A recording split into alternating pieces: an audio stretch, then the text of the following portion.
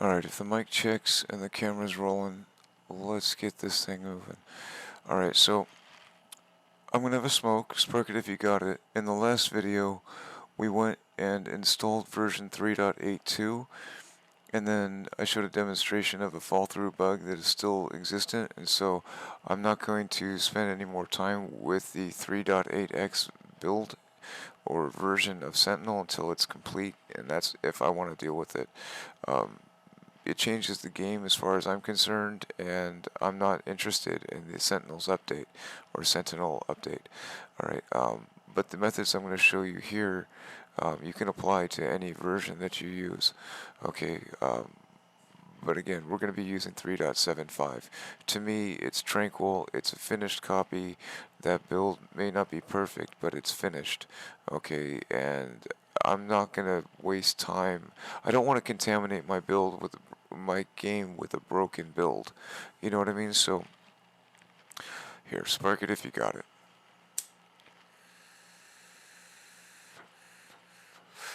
Alright, so in the last video, we installed 3.82, No Man's Sky 3.82, and then we went through and uninstalled it and scrubbed it off. Alright, and then subsequently I went and installed 3.70 or 3.75. I just installed them and deleted them because I defragmented the drive, and so this icon, we're just going to delete that icon for right now. So for the first part of this video, I guess it's going to be configuration and game start. Configuration and game start. And so, that being the case, let's do something like, let's just clear the board entirely. Let's just do this. I'm going to grab everything on the screen. I'm going to right click it, and I'm going to say delete. Okay, boom, those are gone now. Alright, so let's start from scratch. How long is this tape so far? 2 minutes. That makes for an introduction. Alright, I've introduced myself many times in these videos, dude, but like, I got in a motorcycle wreck, so I'll drift in speech. I used to work on servers with loud fans, and so my voice is blown out.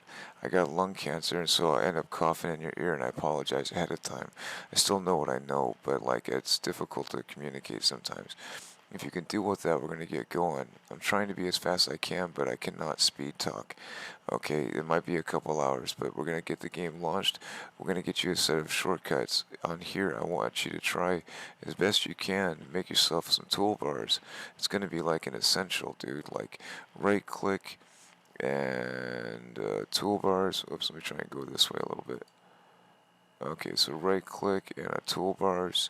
Okay, and make a new toolbar, and then make some toolbars, and then figure out how you're going to set up your gear. Okay, but at any rate, you're going to need some toolbars. These shortcuts, okay, No Man's Sky 375, that's a spreadsheet we're going to be using in the game, and then where your game saves are, where you're going to back them up to, the pictures where they are, where you're going to back them up to, and then you're going to synchronize back and forth. Your dump file and your temp folder and your mouse icons and stuff, we're going to make all this right now, but we're going to make it on the desktop, okay? Again, like, the game when it launches is going to lock you away from the desktop. If you want to be functional while in game, you're going to want to make yourself some toolbars, okay? So you handle that for a second. Look at what you're looking at. Let me spark this, and then we'll get on to the pull the curtain, get the show on the road, that kind of thing. Anyway, so top left corner, right click and say new, and new shortcut. Alright, I'm going to spell stuff out because my voice is bad. Okay, my voice is weak, so I'm going to spell that out too. Explorer. E-X-P-L-O-R-E-R. Explorer. Okay, just for the sake of it, I'm going to right click and I'm going to copy that. I'm going to do it again on the next tab. I'm going to say next, and I'm just going to right click and I'm going to say paste. Boom. There we go. Right click Explorer. Alright, we're going to double click Explorer. We're going to look inside. Let me maximize this for a second. Let's go into your C drive. Double click a C drive. Let's go down to users, USERS. double click in users. There's going to be a public folder, PUBLIC, and there's going to be your username folder. Okay, I give my machines the model number for or if you got to deal with like a large company, giving them cutesy names doesn't so much work when you got to deal with large volumes of network machines, things like that. I give it the model name, and so once you locate your folder, you're going to double click inside. Okay, so here, let me spark this real quick. It's sitting there burning away. I'm just going to smoke it. So, okay, so now you're your C/users/username. Alright, inside of here should be pretty much empty. We say view on the toolbar, top view on the right. It says options. Old-fashioned Windows 3.0 kind of folder options, okay? Folder options, general, view, search, click on view. Hold on. Alright. So, first one down, it says hidden files and folders. We're going to change that radio button. We're going to say show hidden files, folders, and drives. And then next one down, we're going to uncheck and deselect the next four. So we're going to uncheck hide empty drives. We're going to uncheck hide extensions for known file types. We're going to uncheck hide folder merge conflicts. Next one's going to yell at us. We're going to hide, hold on. We're going to say yes. We're going to uncheck hide protected operating system files recommended. And when it yells at us, we say yes. Say apply and OK. Hold on, let me spark it. Alright, to differentiate, dude, two different folders kind of similar. We do not want the application data. That is not what we want. We want the app data. APP-DATA. So double click on app data. Okay, there's 1, 2, 3 at the bottom of the list. That's roaming. We're going to select it once and then right click it. And we say send to and then send to desktop. Okay, catch my drift here? Select the folder. Let's go back again. From your C drive to your users folder to your user folder to your app data, and then locate roaming, select it, right click it, say send to, and send to desktop, create shortcut. Boom. Alright, now you can save your games. Alright, so now we're going to put everything back in place. We're going to say view and say options. And bring up that old-fashioned menu again, general view search, we click on view. And then back here, we're going to reset everything minus maybe 1. I would recommend this one. Okay, so reset here, we're going to enable don't show hidden files, folders, or drives. Sorry to whistle in your ear. Do not show hidden files, folders, or drives.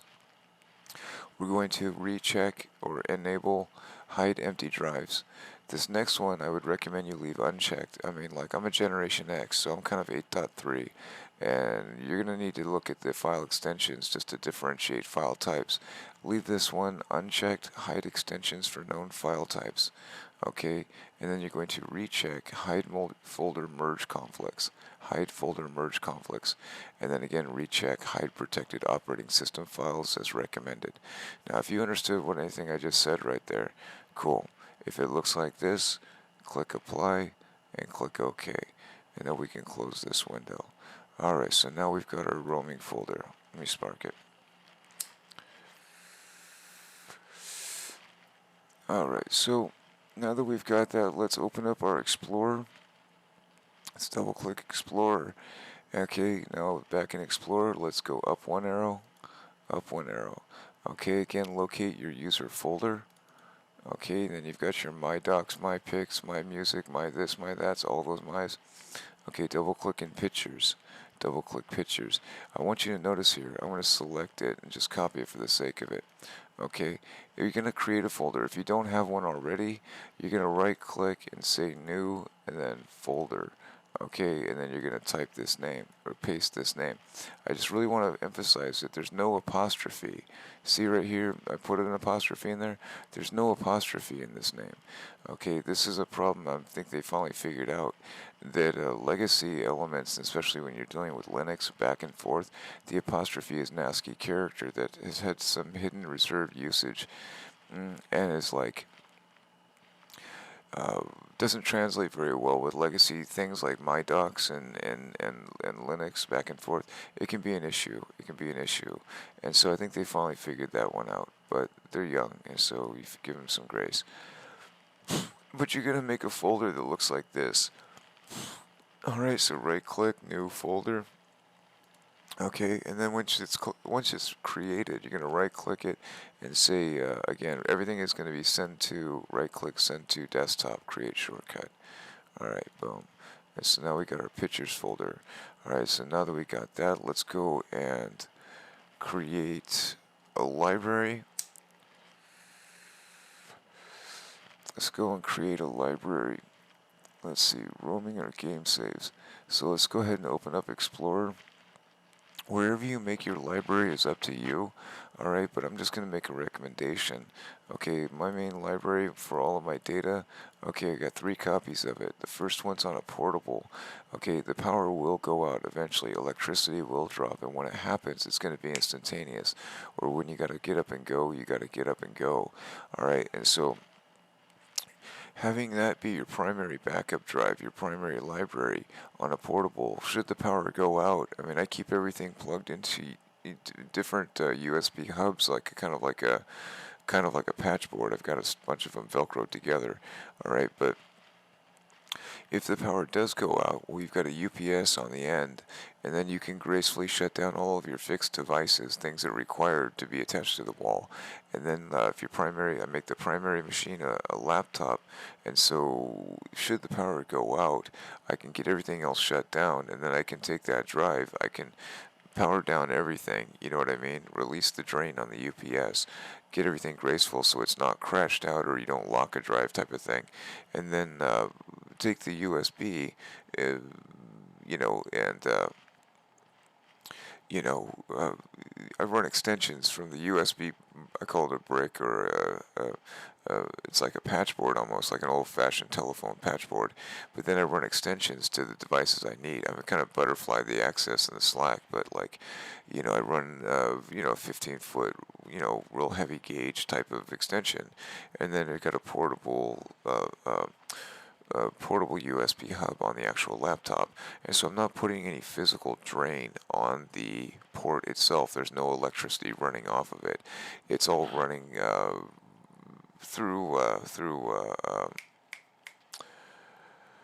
it's all running off of a wall-powered USB hub, but when the power does go out, I can disconnect the USB connection that runs through the extension to the portable USB hub and into the actual USB port on the laptop. Just connect it through there, and then boom, there's your power. Or if you want to move it, if it's too much of a drain, you can pick it up and move it over if you need to. But I mean, like, that way you're in business no matter what happens. You know what I mean? So what I'll do is, like, I give you this application, Free File Sync. Okay, Free File Sync. Once you have everything there, you create like a script routine, like synchronize this root folder with whatever root folder. And so I'll synchronize from the portable drive down. I'll synchronize to the first fixed drive, and then the first fixed drive will be synchronized with the fixed backup drive. Okay, and then the data goes through the same thing and gets backed up to the next data backup drive. You see what I mean? And so I'm trying to give you a little bit of this kind of like fail-safing. Alright, so wherever you put your libraries, wherever you put your library. Again, in this case, what I'll do is I'll make a root folder, okay, per drive letter, okay, and then that way I take that portable drive, or just even external drive, and I turn it into a boot disk with whichever version of Windows I'm going to be running with, alright, and then that way if anything happens, that disk or that drive can get you back up online, okay. I do a lot of work with Y2K38, okay, and then from there, boom, boom, boom, boom, boom, then you can like synchronize this root drive from one fixed drive to another. So wherever you choose to make your libraries, wherever you choose to make your library, here's the thing, dude. The Sims 3 I played SimCity for like 25 years, dude. Okay, and then I played Spore for like, over off and on a 10-year period. I mean, it gets old. It gets old. It gets old.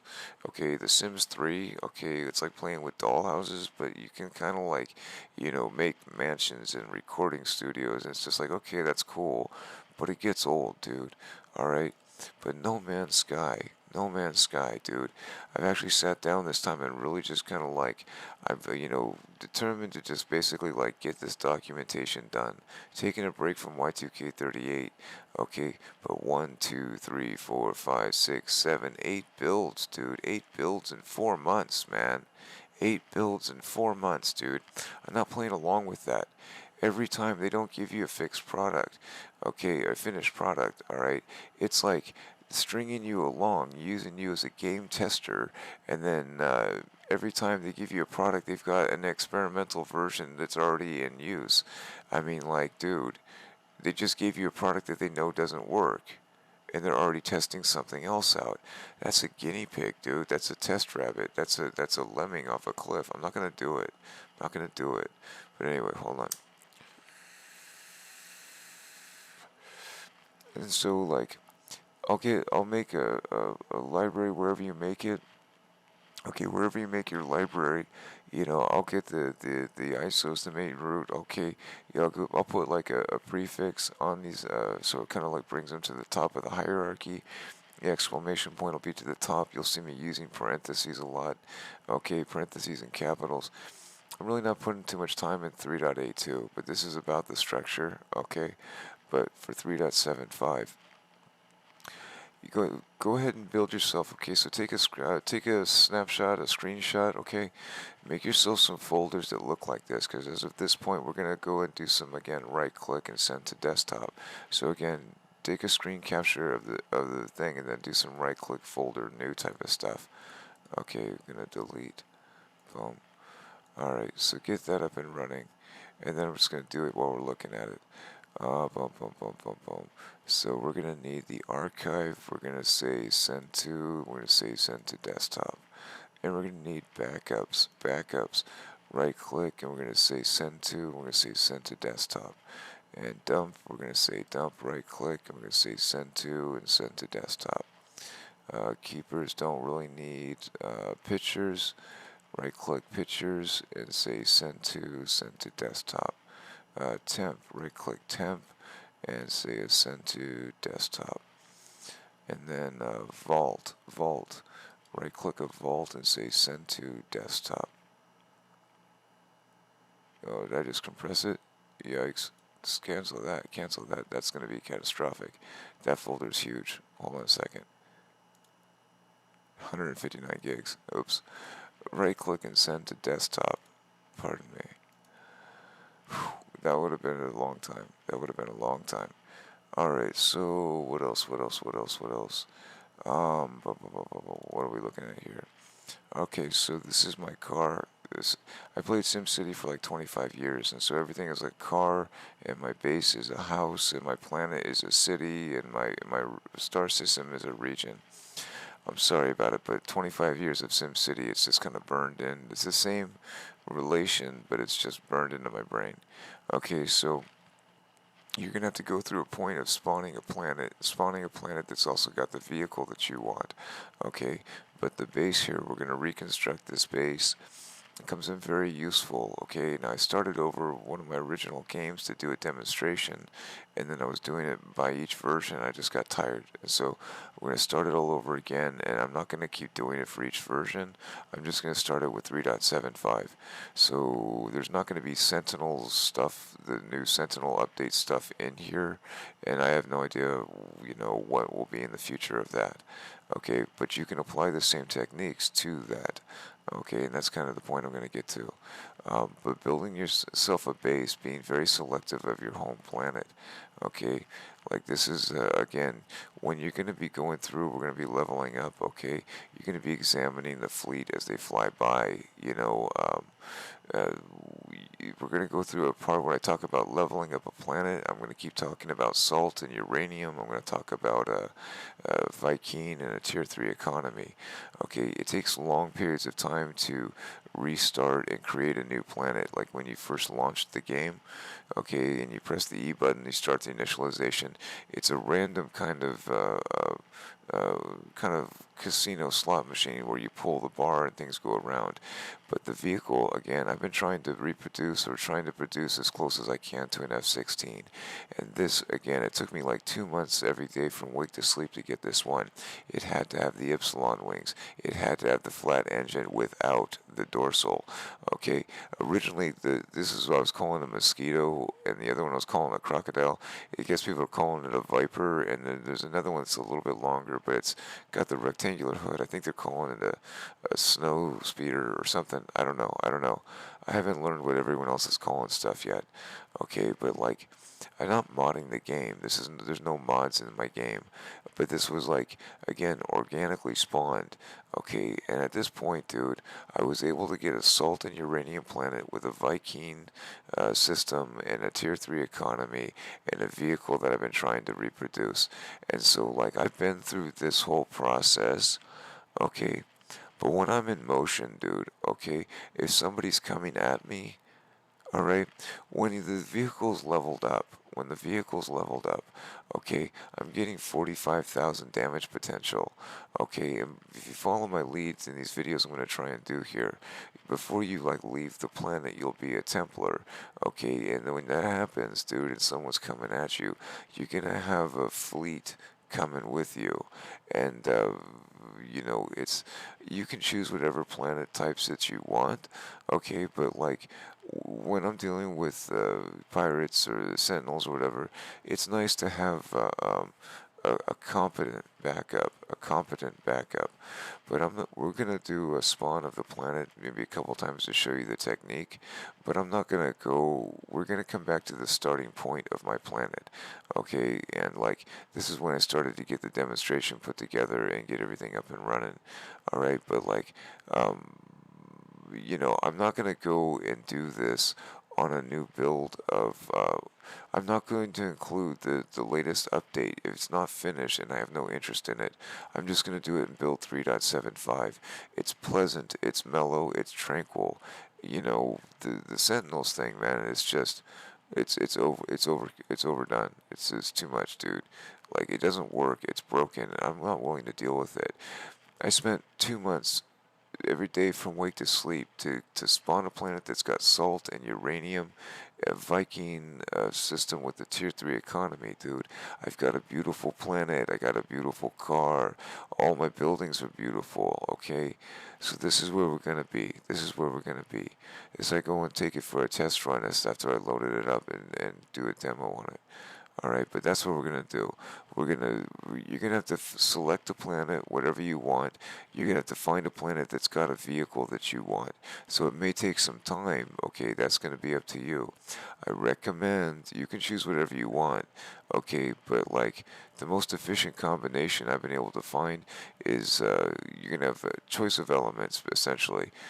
Salt, uranium, a Viking with a tier 3 economy, and as high a conflict as you can so you can get a heavy fighter.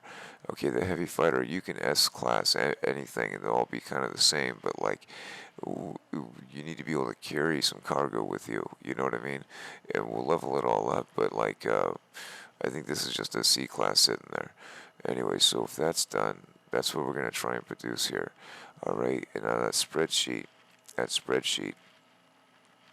if you don't have a spreadsheet in the last video, okay, I'll show you in a second that, here we'll launch it. Let me just launch it for a second. But we're going to take some screenshots, okay? We're going to take some screenshots. And you're going to have to download some software, and that is in the last video, but I'm not going to go through all of that. We're just going to do a screenshot, and we're going to get the toolbar set up for right now, okay? But you're going to have to build,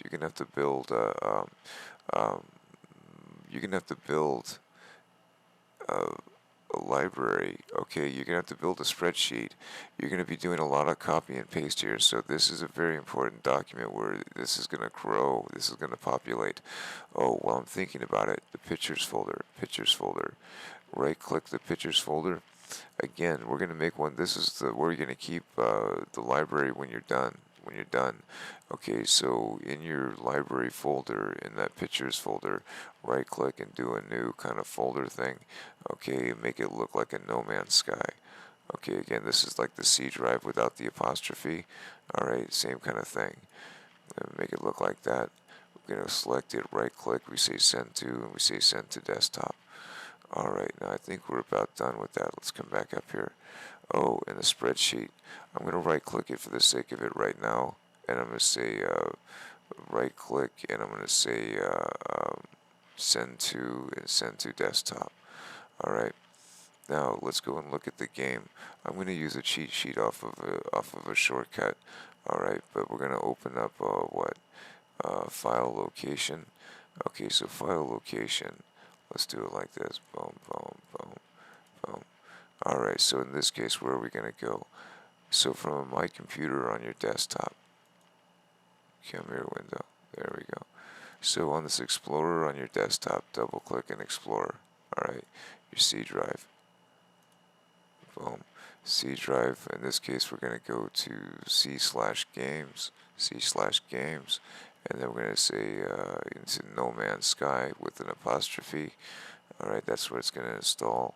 And then we're going to go up one more tier. We're going to go into binaries. Binaries, binaries, binaries. Alright, and then binaries, nms.exe, nomansky.exe. We're going to right click that, right click and say send to and send to desktop. Okay, now we're going to have to launch the game, but I want to point it out right here. Up in the settings folder, there's going to be two more files that show up. The one we're going to want, that's why we're going to launch the game first, we're going to kind of exit. But the one we want, when we go in there, we're going to change some settings, but when we're out, we got to come and create this next one. Okay, it's going to be TK graphics settings, TK graphics settings.mxml. MXML. This is why I wanted you to kind of make sure that you leave the extension types. You know, we went into the folder view and we unhid the hidden folders and we came back and we left one open. I want you to be able to see these types of files. Okay, that's kind of what we left that done. Alright, boom, boom, boom, boom, boom. What's going to come from that? I'm going to launch it here for a second. That spreadsheet. Okay, so to go through this process, let me turn off this air conditioner. This is what you're going to kind of be producing. Alright, I'm going to take you through it up in a second, but let me zoom in. Alright, this data is what you're going to be filling in when you spawn a new planet. When you spawn a new planet, and as you fill in this data, it's going to have elements, it's going to have types, it's going to be different, all kinds of different stuff, and you're going to keep a record of all of that. So this list is going to populate, it's going to get long, and then what you put in this list is also going to come over here to your coordinate data. Okay, and this coordinate data up into right about here is going to end up being the save that you make in the game. The backup of that save, the zipped file archived version of that game, this is going to end up being the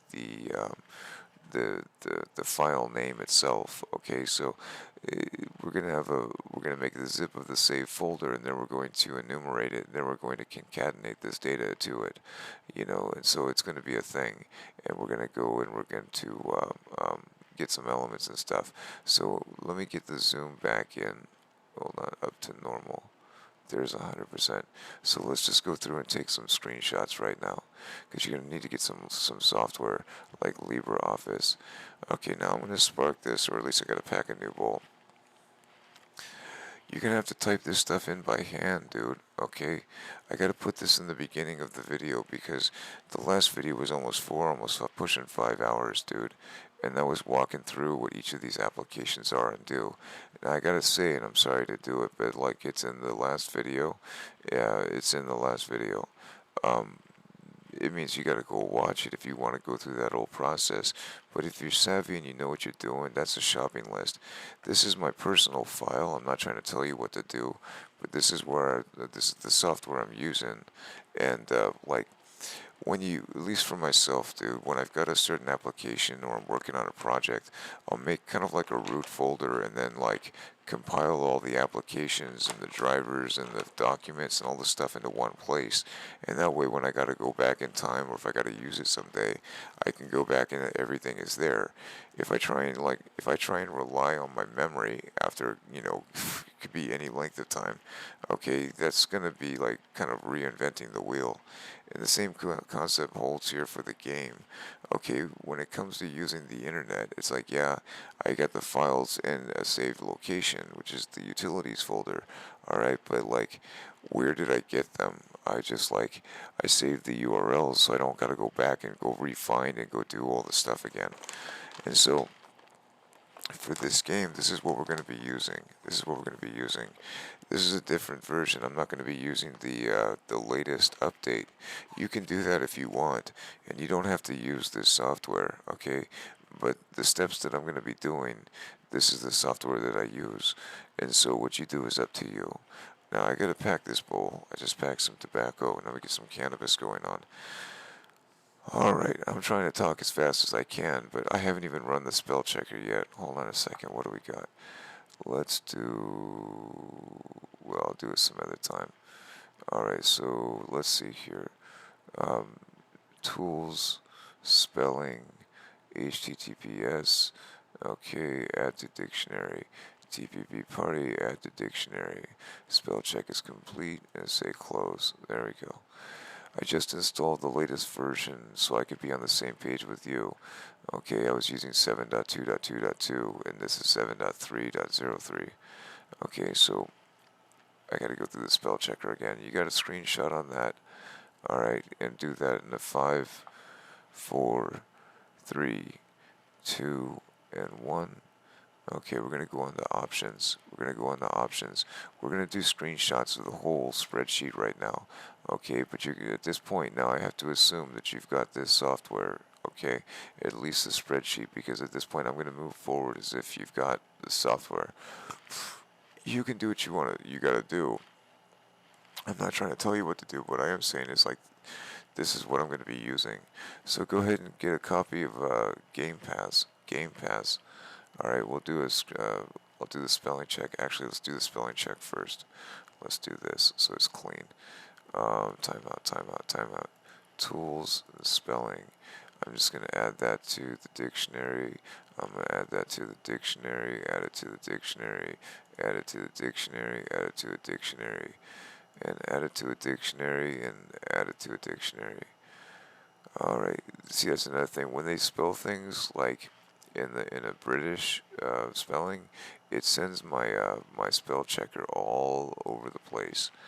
And since I just installed everything again, I'm just gonna kind of go through it and see what's going on here. And then that way, it's not gonna yell at me anymore. Boom. Beginning of the sheet. Okay, and close. Alright, let's start that all over again. Alright, one more time, one more time. Let me save that. There we go. Alright, Game Pass. There you go, get a screenshot of that. I gotta pack this cannabis. The different things, okay, the program files where it says No Man's Sky, that's where we're gonna find the XML file. You see between the two green bars, okay, there's gonna be some settings on there. That's 75%, and then everything you see in parentheses is like kind of like my modification type of thing, or where it is on my side, except for like the save files, I guess, even that. But in standard text, outside of the parentheses is pretty much the default.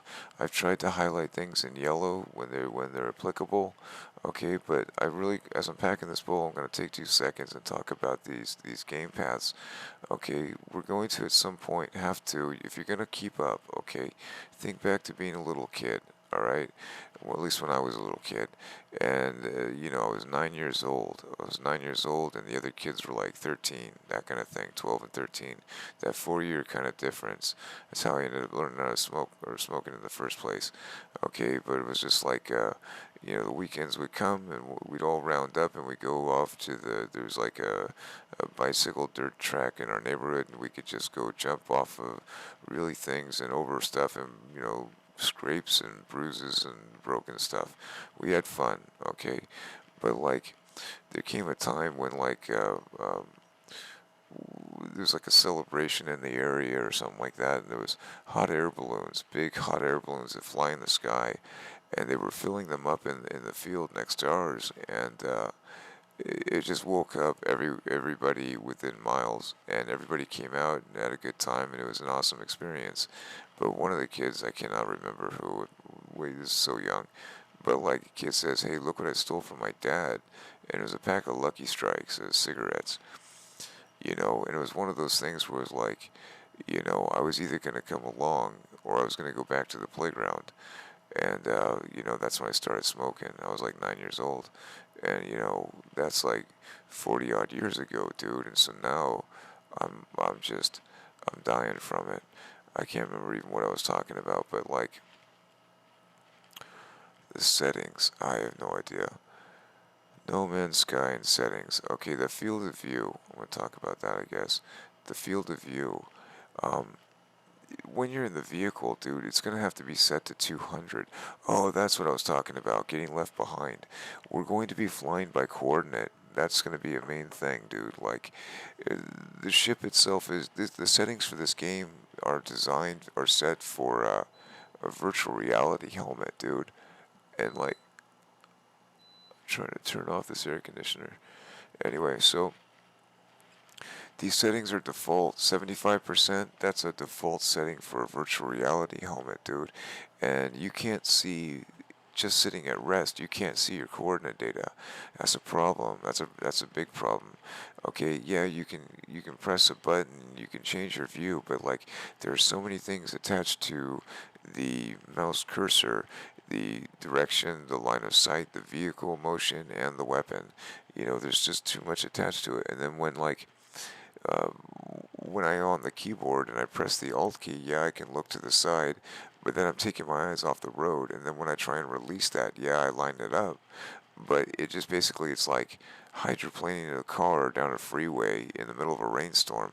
It's just like, will instantly align the vehicle with the direction the camera's looking, and it just sends the pitch running. And if I can't have a compass that shows me north, south, east, or west, and I'm flying blind, we're going to be flying by coordinate data. And so, if you're not going to be able to keep up if we're flying by coordinate data, if you're not able to see it. The only time this game shows you the actual coordinate on all 5 screens, say left to right, 1, 2, 3, 4, 5. The only time it shows you that is when you're in space at full velocity, pulse mode. Okay, so that's no good. Alright, so you got a screen capture on that. Let's go to the next one. Let me spark this up. Alright, boom. And get general options. Okay, general options. Okay. We'll talk about some of these as we go, okay? But for right now, let's just go ahead and get some screen captures of it. I can't really talk about it here right now, or else I'll be here all day. But let's just get through it. I'll end up talking about it when we get there. Okay, so do a screen capture. I'm gonna spark it, and I'll count down from like 10. When I gotta do it on the phone, I gotta tap it and time out, and it just, if this video gets like hours long, trying to reverse the tape can be like crash the video kind of thing, and so that's not good. Trying to avoid that. Alright, if you got that one done, let's go to the next. Do a video options. I'm gonna try and highlight the stuff in the toolbar or whatever so you can see what's relevant. Alright, get a screenshot of that guy.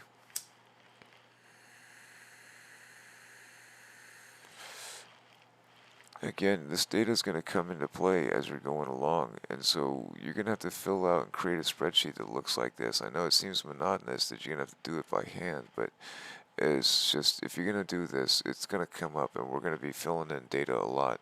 Once you get moving, the list is going to populate.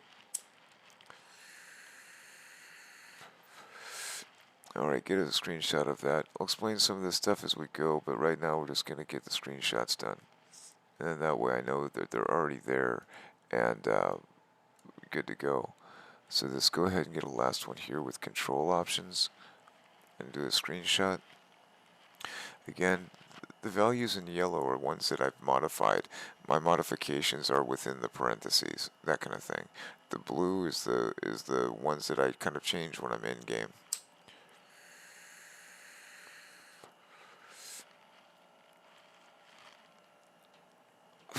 The things that I would like to bring a point of note to. Alright, so let's scroll back up here.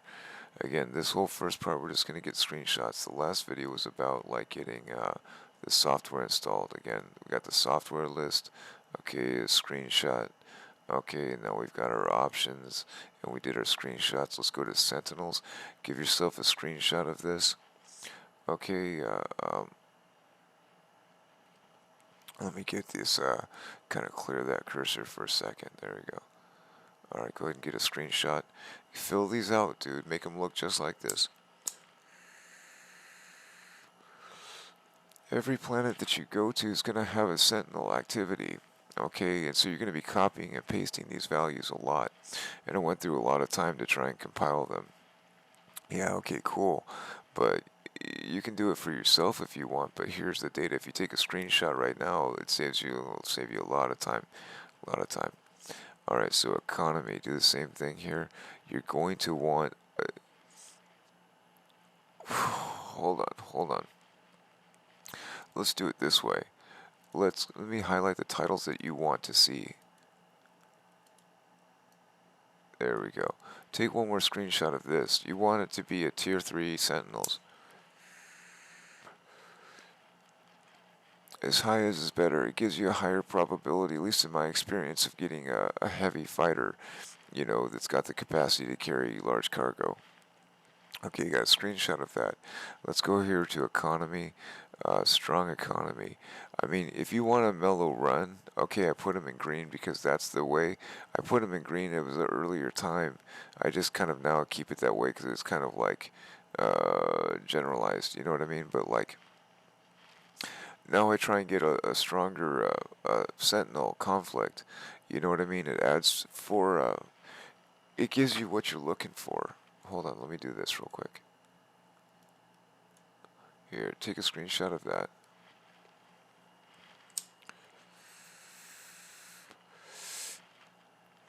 Alright. It must be a tier 3 economy because you're going to need every bit of this data. Okay, here, let's do a let me do hold on. Let's do this. Did that one need it? The spell checking? I think that one's chill, right? Here, this one's got stuff. Let's do this real quick. I'm just gonna add to dictionary. Okay, add to dictionary. Add to dictionary. Pretty much everything in here. I'm only gonna be using this for this game. And there's all kinds of different spelling. And there's a lot of UK spelling. And so I'm just gonna like add it all. You know what I mean? Oops. Hold on. One more time. I messed it up. I'm just gonna add it.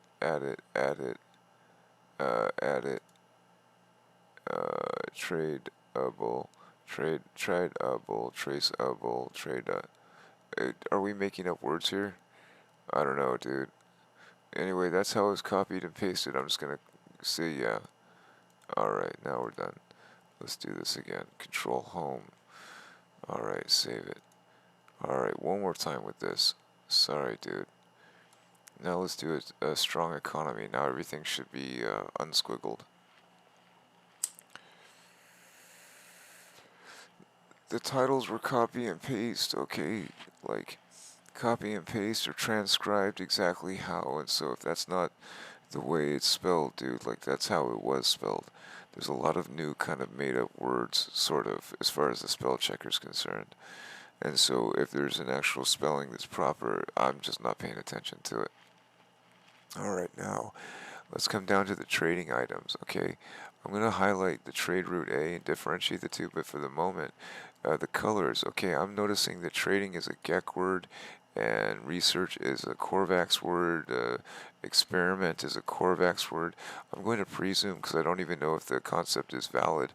I can't assume yet, but I'm going to use these for the colors when it comes to our spreadsheet when we're filling in the planet data.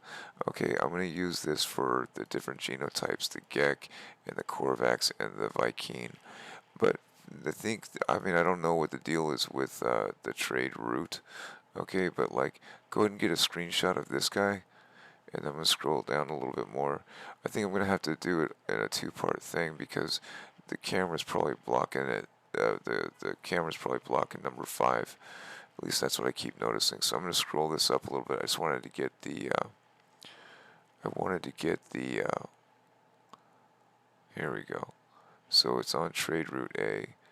Let's do trade route A. Okay, that should be fine. That should be fine. Let's go ahead and get a screenshot of that one. All these elements 1 through 5 on the right hand side.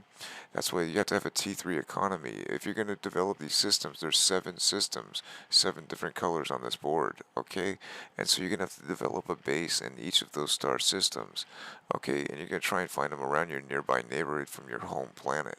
So whatever our home planet is, and in this case ours is going to be a trading, so it's going to be on the top green one or whatever, but like we're going to have to do the same process in the next 7, you know what I mean? So like when you're too far from home that you can't teleport and you've got to take your whatever vehicle or the freighter or whatever, then you can go and set up camp and you can still have the same utilities. You're going to have a base of operations everywhere you go, you know.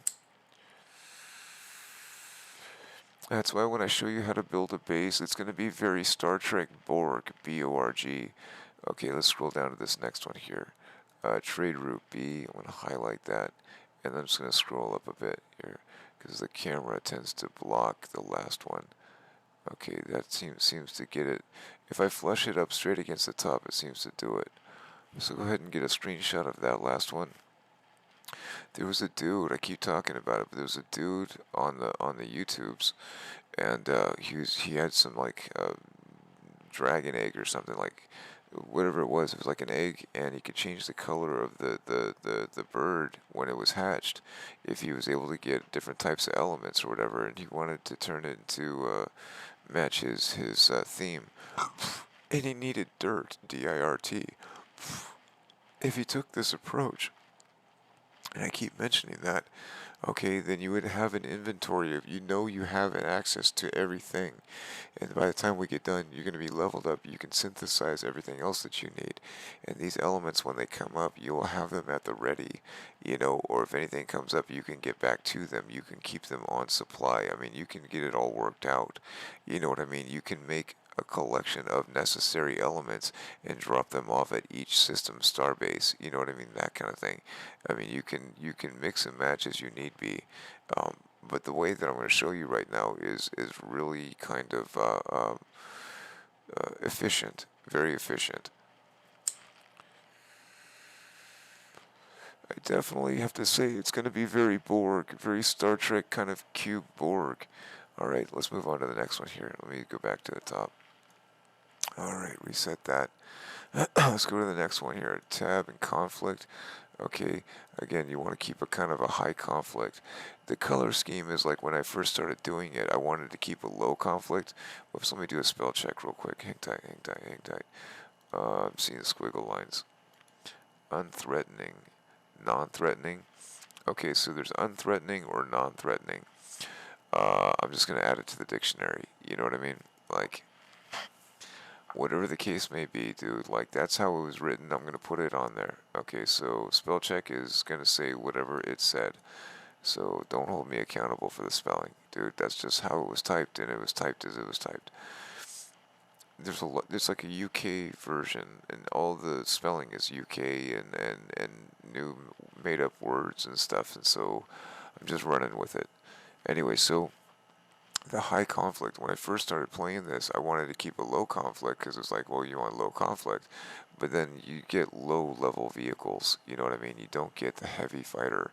You get kind of like a light class.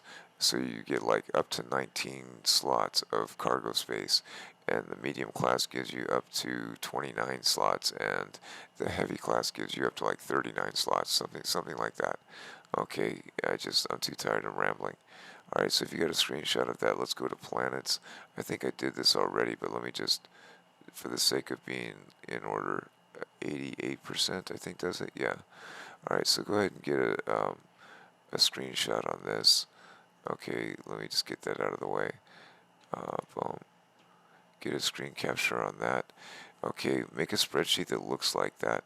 There's some extra data at the end about that I've got from like playing a Corvax game. They wanted me to scan all this stuff. I'm just like, those are kind of obsolete columns, but these are the ones we'll be using. When you spawn a new planet, this is all the data that's going to be available uh, when you spawn that planet. This is all the data, okay. And as you go through the game, I really keep trying to emphasize this.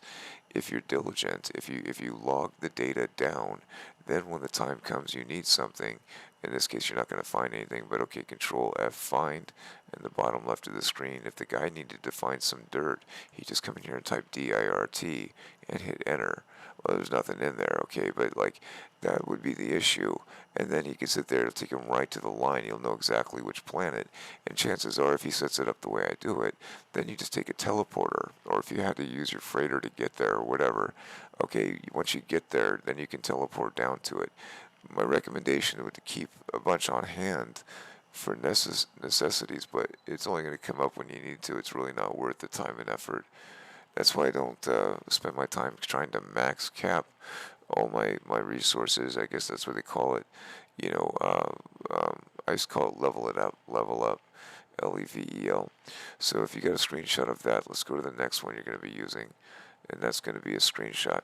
Now this coordinate data, the coordinate data is going to be like your game save file names.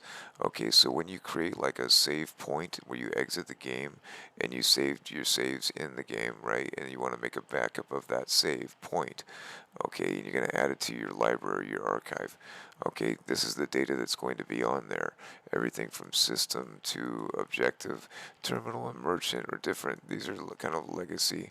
Those are kind of legacy columns that I've been using, but like use them for notes, NOTES. But those are kind of obsolete. Again, like this is my personal spreadsheet, and so it's kind of like a living document, LIVING. All right, so I want you to note here, though, that the coordinate data, and the scout data, okay, eventually are going to look identical, okay, except the coordinate data. Hold on.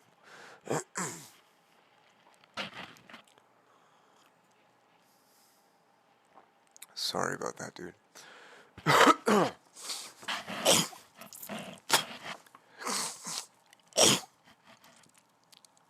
Oh, dude.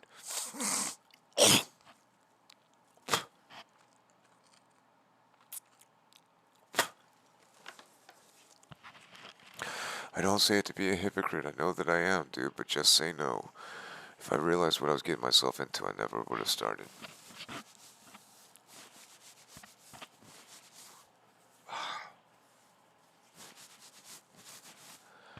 Sorry about that. What was I talking about? Coordinate data in the notes, okay, or the scout data. The scout data is going to be a little bit different. Here, let me zoom this in a little bit. Okay, this is going to be like when you're flying by. That's another reason why we're going to change the resolution. It's got to be set to 200. Okay, like where is it? You're going to have to change the field of view to 200, dude, or else you will not be able to see your coordinate data. Okay, that's going to be like a thing. When the notes, or pardon me, a scout, when you're flying through and you see something, a trade center or this or that or whatever, you're going to kind of quick Johnny on the spot, take your location down, the latitude and longitude, the coordinate data, which means you're going to need to see that, and you're going to have to do it quick while you're flying. Okay, and then you can, like, pause with the camera and what you call it, then you can go and fill in the blanks of what it is and come back to it later. But it's in the same format, so you can copy it into your coordinate data, and then it'll be in the right format, if you catch my drift. Alright, if I've said enough about that, let's go to the next one. If you got a screenshot, go ahead and do it again. And a 5, 4, 3, 2, and a 1. Okay, and then we'll go over to trade. Alright, now let's go down this list. Again, I'm trying to save you a lot of footwork, dude. This is the proper order of the list, again, coming from, what is it? I don't got the internet up. I rebooted everything, but what is the site? nomansky.fandom.com/wiki. nomansky.fandom.com/wiki. Okay, this is, I mirrored it down or whatever, but like, what? There we go. This is like, again, trying to get what is the proper data, what is the proper order, you know what I mean? Like, I came back online to find out the economy type, okay, because I could not, in the game it doesn't tell you, it'll give you the names, but it doesn't tell you tier 1, tier 2, tier 3. In order to guarantee that I have all 5 elements, I need to guarantee that, and so I ended up getting a telephone and turning on the internets, okay, and so that's how that happened. But the trade. So we're gonna go from head to toe. So we're gonna do screenshots here. All right. Starting on sodium, we're gonna end on gold. Okay, so do a screenshot. I'm gonna count down from like a 10 or a 5 kind of thing. So that way, it's like if this video goes long, hold on.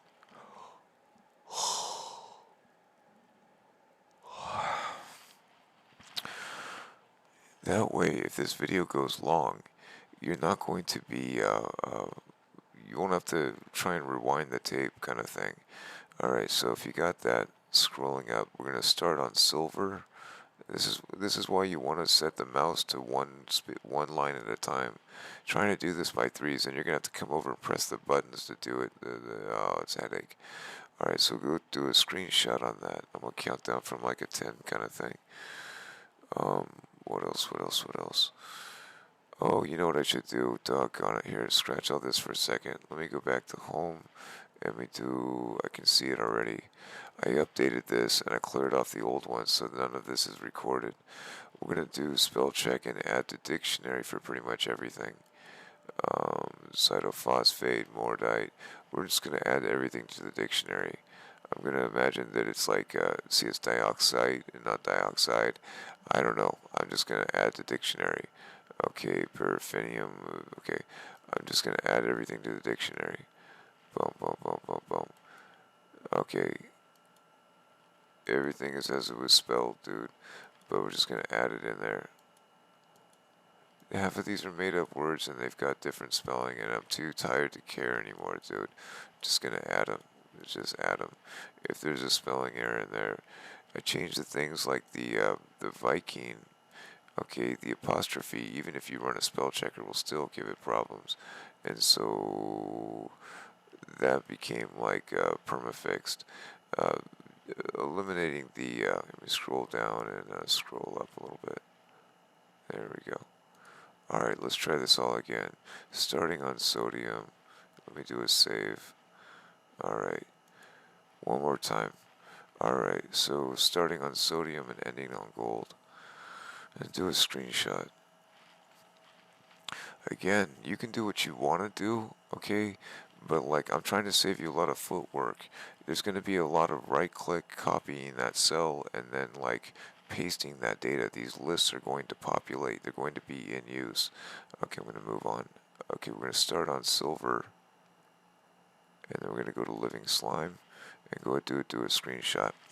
These lists are going to populate, okay? And you can compile this data for yourself, but this is the data, dude. And like, I haven't filled in some of the colors. I should have done it at an earlier save, but like, I can't even find where I put that image anymore. I don't even know. But like, filling in the colors as we go, things like deuterium or something like that. Is that the one that just makes you run fast, or the jetpack? Because I'm never going to be able to actually store that element. If it is, but there's still a slot for it. Pardon me. Alright. Runaway mold. Runaway mold. Okay, larval core. We're going to end on larval core. Go ahead and do a screenshot starting on runaway mold and ending on larval core. Again, I've compiled all this data, dude, and like, you can do what you want to do, but like, the data's going to come up. Again, this is the list that I've got, and so if you take a screenshot and you make a sheet like this, then you're going to be sitting in a nice place.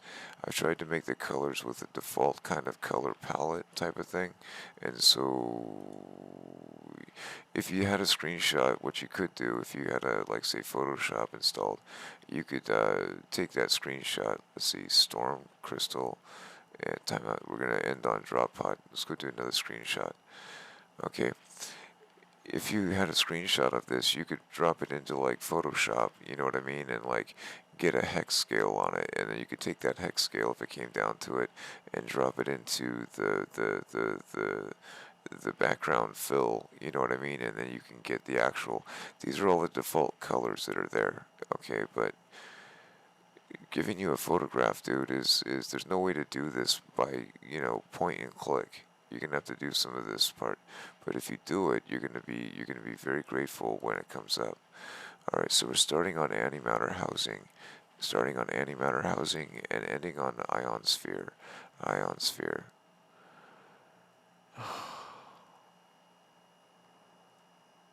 All right, Io and the Gadfly, Prometheus bound. Anyway, I don't know, man. I have a classical education. We had to read like Aeschylus and Seven Out of Thebes and all that kind of stuff. It's just like they don't think they teach that anymore. Nobody, you lose a common rapport. Anyway, so we're gonna start on teleport coordinators and decommission circuit board. I gotta turn off this air conditioner a little bit. There we go. Alright. Decommission circuit board, get a screenshot of that, and I'm gonna move on in a 3, 2, and a 1. And then we're going to move up what's going to be welding soap, and we're going to finish on portable refiner. Okay, portable refiner. Let's go ahead and do another screenshot. We're just going to go down each of these tabs right now and just fill in those blanks. Okay, maybe I should make this a little bit closer.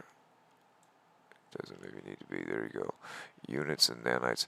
These are kind of like legacy things that have fallen off my interest list, but like the ones when they do come up, you're going to end up with different sheets is what I end up doing. And then so I'll take a sheet like this, and then for a certain star system, and then I'll copy it and make a new sheet for a different star system, but that's later down the road. Like the fighters and all that stuff, this is all for the home system, and then when I find it in a different system, I'll right click and then copy, make a new tab type of thing. But what we got, trade is done, so let's scroll back up and reset that and do a save. Alright, boom. And elements. Alright, so let's do screenshot on this. I'm trying to make it all fit, but you gotta work with what it is. Alright, now I think I can make it squeeze in a little bit. What can we do with the mouse? There we go. Alright, try and get a screenshot of that one for a second. That's kind of the viable, that's everything in a list. And so there's going to come a point when you're going to want to, set everything down at your base and set everything down in place. And this is the order that you would do that. Or at least this is the order how they're organized. This is where I'm getting it from, is the nomansky.fandom.com.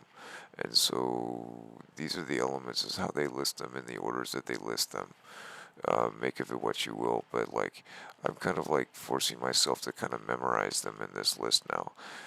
But some things, again, like deuterium, is this an actual element? Because at this point, all I can think is this is the one you find on the ground when you're running around, and it just makes you run faster or, jetpack faster. I don't know what the element, abbreviation is, that kind of thing. Let me do one more. Let me zoom back for the little purple guys.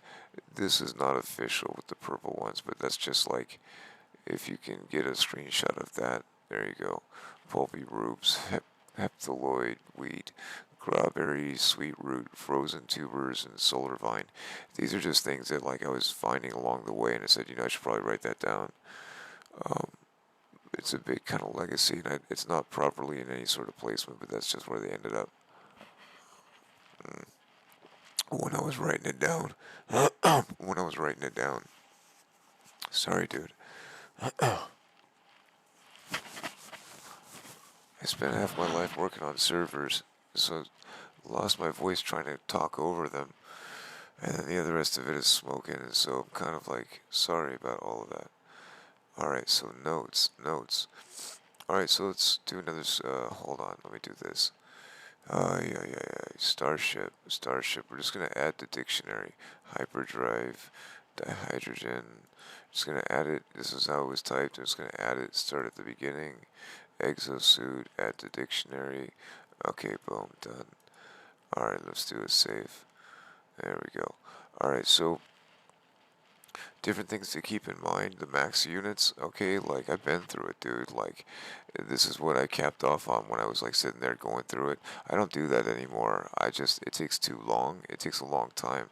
The cache, not so much, but like when it comes to the nanites, dude, like I'll just build what I need. And if you set up your base, if you set up a home base, then you can just take care of it when you need to. Okay, if you're working on something. But like I'm so over trying to, you know, it takes a minute or two to do it. You can do it at the beginning, but it's going to take a long time. It's going to take a long time. When you're doing this for nanites, it's going to take a minute. Um, Faster than you could probably do any other, but that's just like a thing. And then this iteration thing, dude, like there's something going on with the script about like it starts us off at G. We're probably iteration number G, okay, and then like A keeps trying to talk to us, or we get messages from A through up through G where we catch back up with ourselves. And so I don't know, this might be some kind of subplot, but like that number I've been trying to hang on to. The exosuits, talk about this for a second. These exosuits, we're going to need to level up these slots before we even get to our spaceship kind of thing. Okay, so there's 80 slots we're going to need. We're going to need to find resources for those. We'll get there in a minute, but those aren't, all of this stuff is under control. Alright, but the only thing that's really going to be like that we're not going to be able to fill this one up at first. Okay, we're going to have to do some footwork for these. Okay, and so this is going to be part of getting to this max kind of potential. Okay, but like these are going to be the rest of them. Don't worry about. We can synthesize all of the rest of this stuff. But these guys right here, we're going to have to find some place. And so that's going to be a thing. But like, that being the case, while we're moving up, dude, we still got to like level up. And so when we find different modules, we're going to use what we can at the time, and then just honestly just kind of have to discard them as we get moving. You know, when other ones come up, we're gonna get rid of the older ones. I don't want to be wasteful, but this is what we're gonna do it. And then down at the bottom, these last couple. Okay, let's do a screenshot of these two. I finally got to a point where I was just like, let me start writing this stuff down, dude. When the game crashes to desktop, which is, kind of like a programming no-no, but when the game crashes to desktop, these are the tokens that it's kind of spitting out. And so if there's a reference point, let me get this out of the way. All right. This one is usually when I'm in building.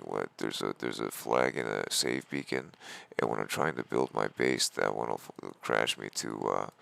This one will crash to crash the desktop.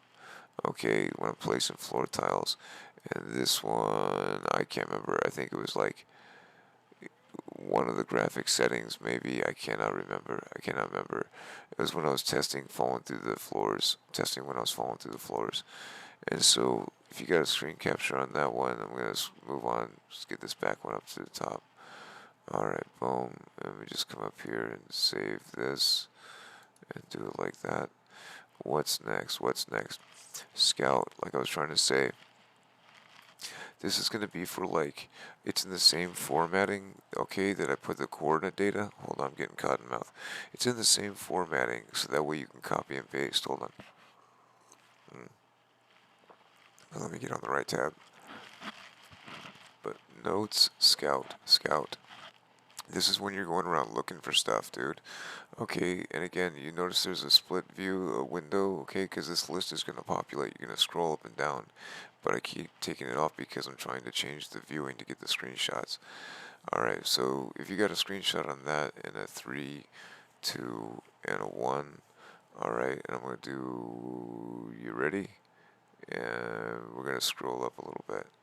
Alright, oops, one back one. Alright, so now we're at the end. Scout, fighter. Okay, top of the list. Just like, let me just go one at a time so you can see it in motion and no one goes confused. There we go. So we finished with scout. We're gonna go to fighter. Okay, so these next on the color tabs, dude. Like think of going back to school and you get a new binder and all that backpacks and stuff, and the dividers in the pages. I understand that now that there's like the fighters are the Viking, the haulers are the Gek, and the explorers and stuff like that. That there's an individual color associated with them, but that's kind of like I just was like, how am I gonna organize all of these? When you're given a freighter, when you get a space freighter that you're allowed to have 6-star ships, if you try and get a second ship before you have the space freighter, you're gonna get a bad deal when you reboot. It's gonna take the other one away. It's not gonna be in your inventory. You're gonna be left with the other one, and you're gonna lose all the cash for it. And so, but once you so don't try before you get your space freighter. Always exchange your vehicle. Don't try and like buy it as a second vehicle. It's gonna turn out poorly. At least at least the order of operations that I was using, it was just like um, I'd end up rebooting and just like losing everything and getting nothing. I'm like, no, that's bad, dude. Um, but anyway, so these are all going to look the same, but the shuttle's kind of in the middle. The fighter's got the strength, the hauler's got the kind of defense. The explorer can kind of travel further. The exotic is really kind of like, uh, okay, the living ship is like too much of a headache, dude. I did it. I don't care. I don't care. I'm cool with my fighter. I'm probably that's the only thing I'm gonna do. But like, what I will do is like, or it just depends how I'm feeling. But like, I'll trade things off if I need to, if I find something better. But like, before I leave the star system and move on to other places and things like that, like, I'll go and gather up, the pick of the litter in my star system for each of these types. You know what I mean? And so they're at the ready. Sometimes, at least what I've found is like, I'm trying to reach a different star system. It's just out of reach, but the explorer can reach it when the other ones cannot. And so that kind of thing. Level them up if you want to level them up when we get to leveling them up. But like, I've kind of like now like, uh, like these are kind of unique and better quality in the GEX system, and the Explorers tend to give a better quality in the Korvax system. And so now I'll get one, put it in my inventory for my local star system, but I don't really go out of my way to really upgrade it because I'm not going to really use it until I do, and then I'll just go take care of it if I need to. So if you got a screenshot, let's get back to this. Um, the fighter is in red. Let's go ahead and do that using the radiant pillar. Oh, come on. Now I just greased up my glasses. I got a beard now after this 14 days thing, long hair after this 14 days that they were talking about like 2 years ago, and trying to record these videos for like the last 4 months, dude, or 3 months, or Halloween, dude. Oh my goodness, oh my goodness. My hair keeps getting snagged. I tried to put it in a ponytail, and I'm not a ponytail guy, but the elastic has now snapped and ripped half my hair out. It's laying on the ground or in the shower, and it's just like, dude, I'm not balding. It's just trying to record this stuff with long hair is just interesting. Oh, yeah. Okay, so moving on. Let's do another one for Hauler. Let me just get back to this. Do a screenshot of this guy. Alright. Alright. And that's a Hauler. And then we'll get a screenshot for Shuttle. Alright. Just I'm counting down from like a 10 kind of thing. Let's do a screenshot for Explorer. Again, if the tape is long, when I try and do a screenshot on a cell phone, I gotta tap it and then wait for it to pause or whatever, and then it's gotta time out. And if the video is long, the recording is long, having to rewind 10 seconds or whatever can like crash the video. And so I try and give some time to do it. But I talk and I get drifted. Anyway, so do a screenshot. This is for the exotic starships. Alright. And then get that one going. And then we'll get a screenshot for the living ships. Let's just get the last ones done because I gotta get to talking. Alright, we're almost done here. We're almost done, and then we'll get moving. Sorry, dude. But, like, here we go. Product recipes. Product recipes. Alright, do a screenshot on this.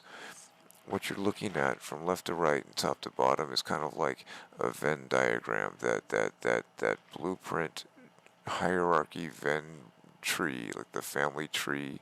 When you're trying to unlock blueprints or building parts, you got to unlock what's underneath.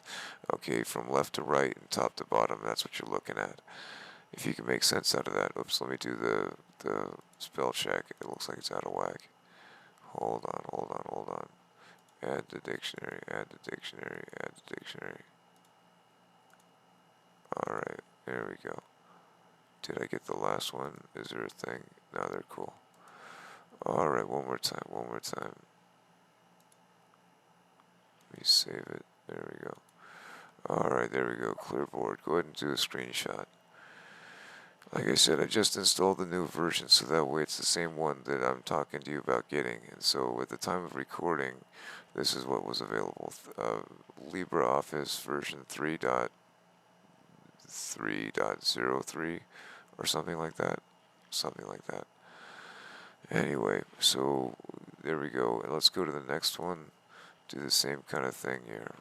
Oops, let me do a spell check. Hold on. I'm just gonna add everything to the dictionary. Alright, boom. Yep. Okay. There we go. I'll save it. And do like this. There we go. Oh, come on. Alright, one more time. Let's do a screenshot. Left to right, top to bottom.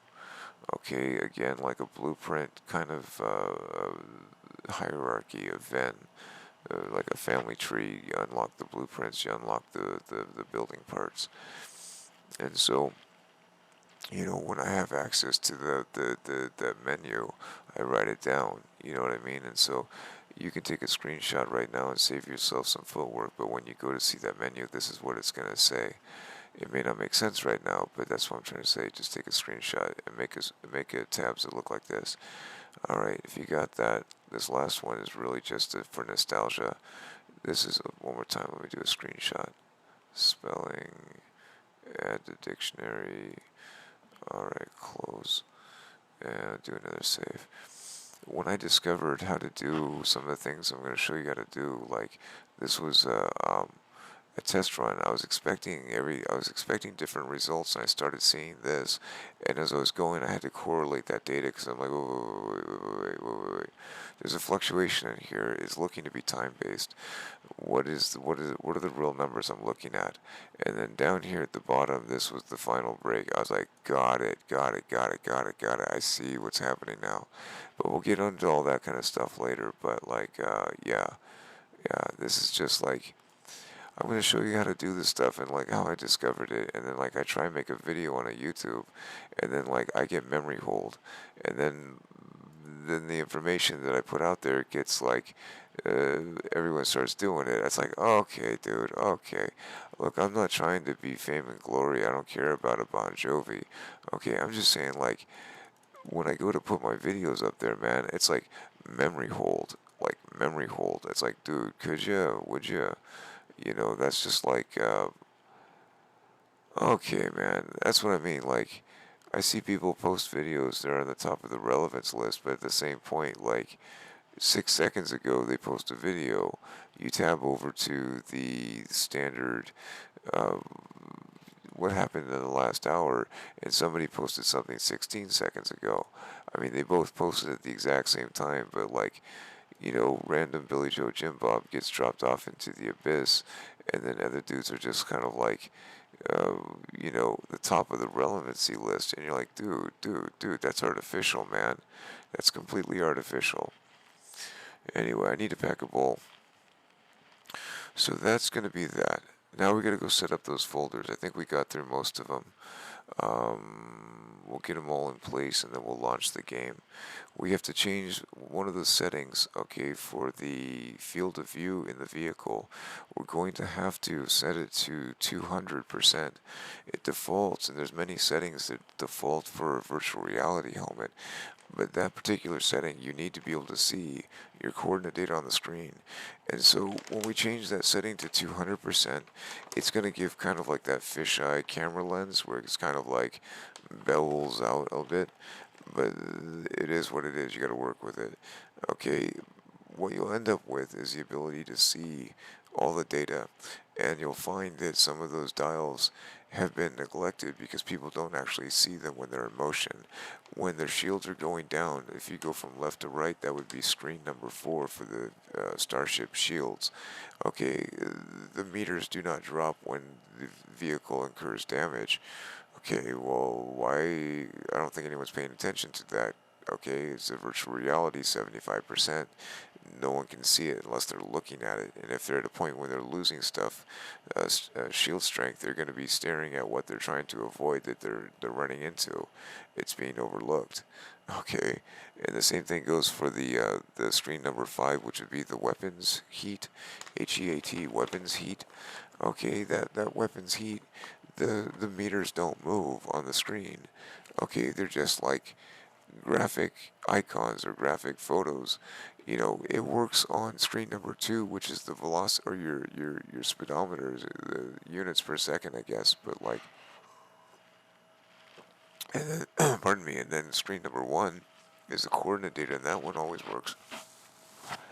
Screen number 3 would be the navigation, the center screen, and that one, that one is works out just fine. And so we're gonna have to do this. So let me save it right there.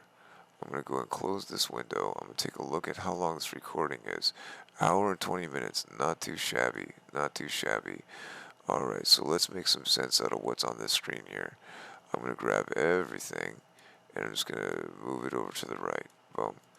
Alright, so we're going to have an Explorer, and then we're going to put our spreadsheet, just in case you don't have a toolbar. Okay, I'm gonna put these sequentially in the order that you would kind of access them in the process of this game.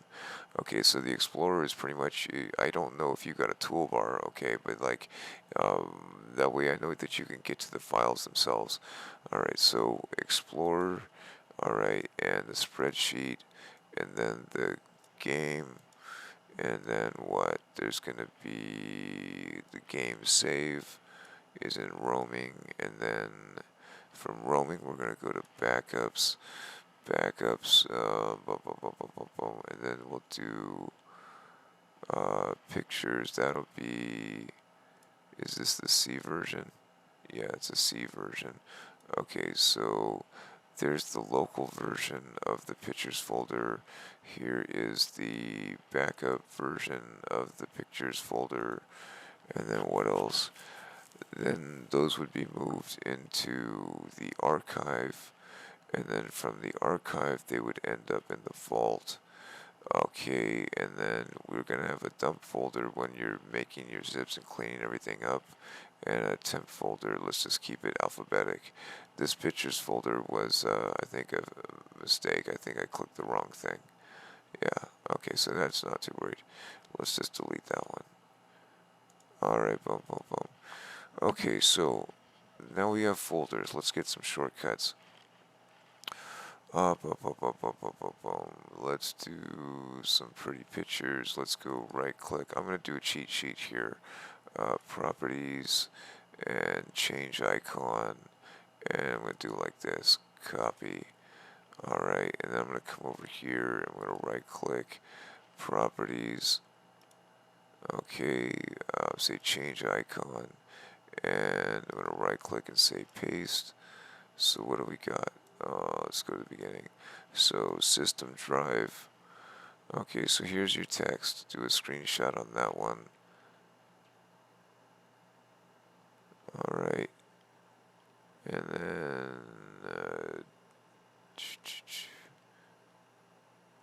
let's try and keep it on the screen. And you get a screenshot on that one.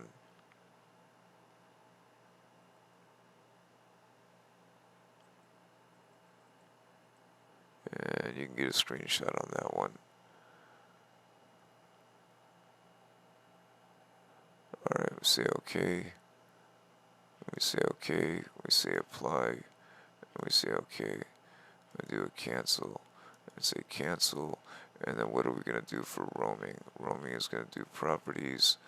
I'm doing a total cheat sheet right now, dude. I'm just not going to reinvent the wheel. Alright, so let's do this. We'll do copy. So our roaming, we're going to right click that. We're going to say properties. And we're going to say change icon. And then from here you can just go ahead and hit the backspace key and delete that string and say OK. And then boom. And then where are we looking at? Up, up, up, up, up, up, up, up, up, boom. Where is it? Where are you, buddy? Here we go, here we go. So, what do we got? So 3 columns down, 1, 2, 3, 4, pardon me, 3 rows down.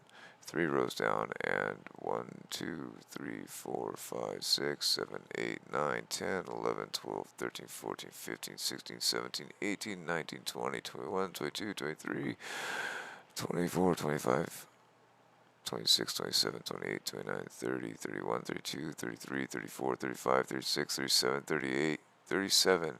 So 37 across, 37 across and 3 down is an arrow with an up arrow. Okay, and system root, system32, shell32.dll, and we'll say OK, and we'll say apply, and we'll say OK. Boom. Right click our desktop and say refresh. Boom. Cancel that one out. Alright, backups. I'm going to cheat again here. Hold on. Properties. Properties. Okay, properties. We're going to say change icon. Where did I put it? Show 32. This one looks like it's towards the end. Where is it towards the end? 1, 2, 3, 4, 5, 6, 7, 8. Okay, so 8 from the end. We're going to go do the same thing. So right click our backups folder and say properties. We're going to change the icon. We're going to delete that string. We're going to say OK. Alright, and it looks like it says 8 from the end. We're going to scroll to the end, and we're going to back a couple, and there's our arrow. So 4th down, 8 from the end. And say OK, and apply, and a boom. And then we're going to cancel out of this. Right click the desktop and say refresh, and there you go. Now the pictures, I'm going to do the same thing. I'm going to do a cheat sheet because I can't remember where I got it and I don't want to waste time.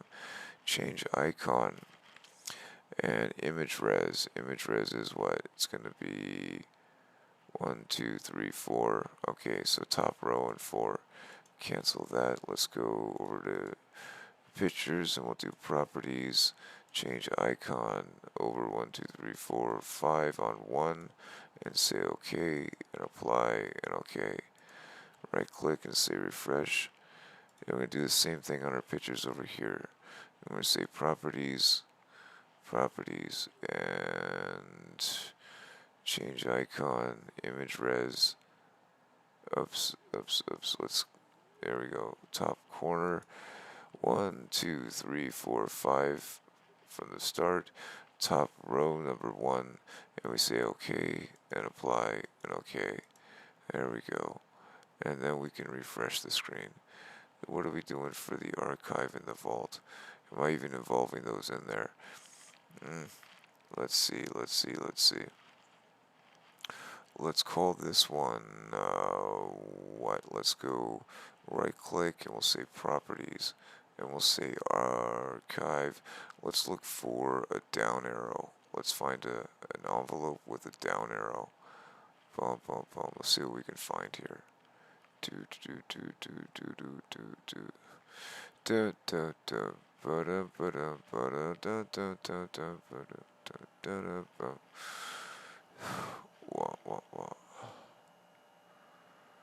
Alright, what do we got? Is anything happening? Backup, backup, backup, backup. Here we go. This will work. There's a folder with a down arrow. Let's use that. That's fucking downloads. And so we'll do an OK. And there's an archive. Alright, so let's go now. Let's look at the vault. Let's change an icon for that. Make it look like something else. Let's do right click in the properties. Properties. We'll do a change in icon. And I don't think it's going to show. But if we have a lock. There we go. That'll work. There's a system lock. There we go. And we'll put a little padlock on that, and we'll say apply. Boom. Right click, right click, and we'll say refresh.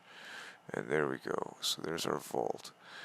Alright, now let's do the dump folder. The dump folder. Let's do properties and change an icon. I think this one, if I remember, is way at the end. Let's go scroll way to the end, and I think it's back here. Or maybe yeah, okay, here we go.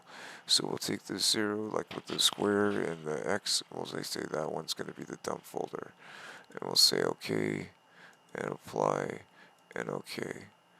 Right click, and we're going to refresh. Boom. Okay, in our temp folder, let's do the same thing. Let's go, what are we going to do here? Right click properties, there we go. And change icon. I think it's at the end. Where was it?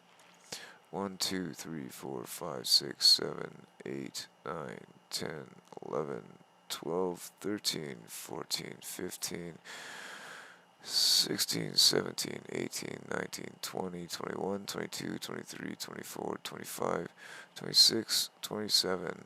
Okay, so lines 26 and 27 on 1 and 2, we're going to have the checkbox for dump and temp. On the image res c/windows/system32/imageres.dll. Alright, we're going to say select it and say OK, and apply, and OK. I'm going to right click and say refresh. Alright, now we're going to do some name changes. Alright, this way when you copy and move these shortcuts into a different folder, into a toolbar, they'll fall into place automatically. It makes life a lot easier. So I'm going to do a cheat sheet here because I'm not going to reinvent the wheel. So take a screenshot of what we got. This is going to be a screenshot for the titles of it. Okay, make your life easy right now. Take a screenshot of that, and then we're going to go and apply that name. Right click and copy. Okay, I'm going to say cancel. While I'm sitting there thinking about it. First off, let's go right click Explorer. Scroll to rename, and we'll say parentheses space back 0 Explorer. There we go. Alright, now let's go to the spreadsheet. We're going to right click and we say rename, and we're going to right click and we say paste. Okay, parentheses 1. Go ahead and do a screenshot if you want, but that's what that's going to look like. Alright, and then boom. And I'm going to do the same thing over here. I'm just going to cheat. I'm going to right click rename. Go ahead and do a screenshot. It'll be probably a lot easier and more efficient. And then you can type it in because the offset for the icon mode is weird. Alright, if you got that. And this would be like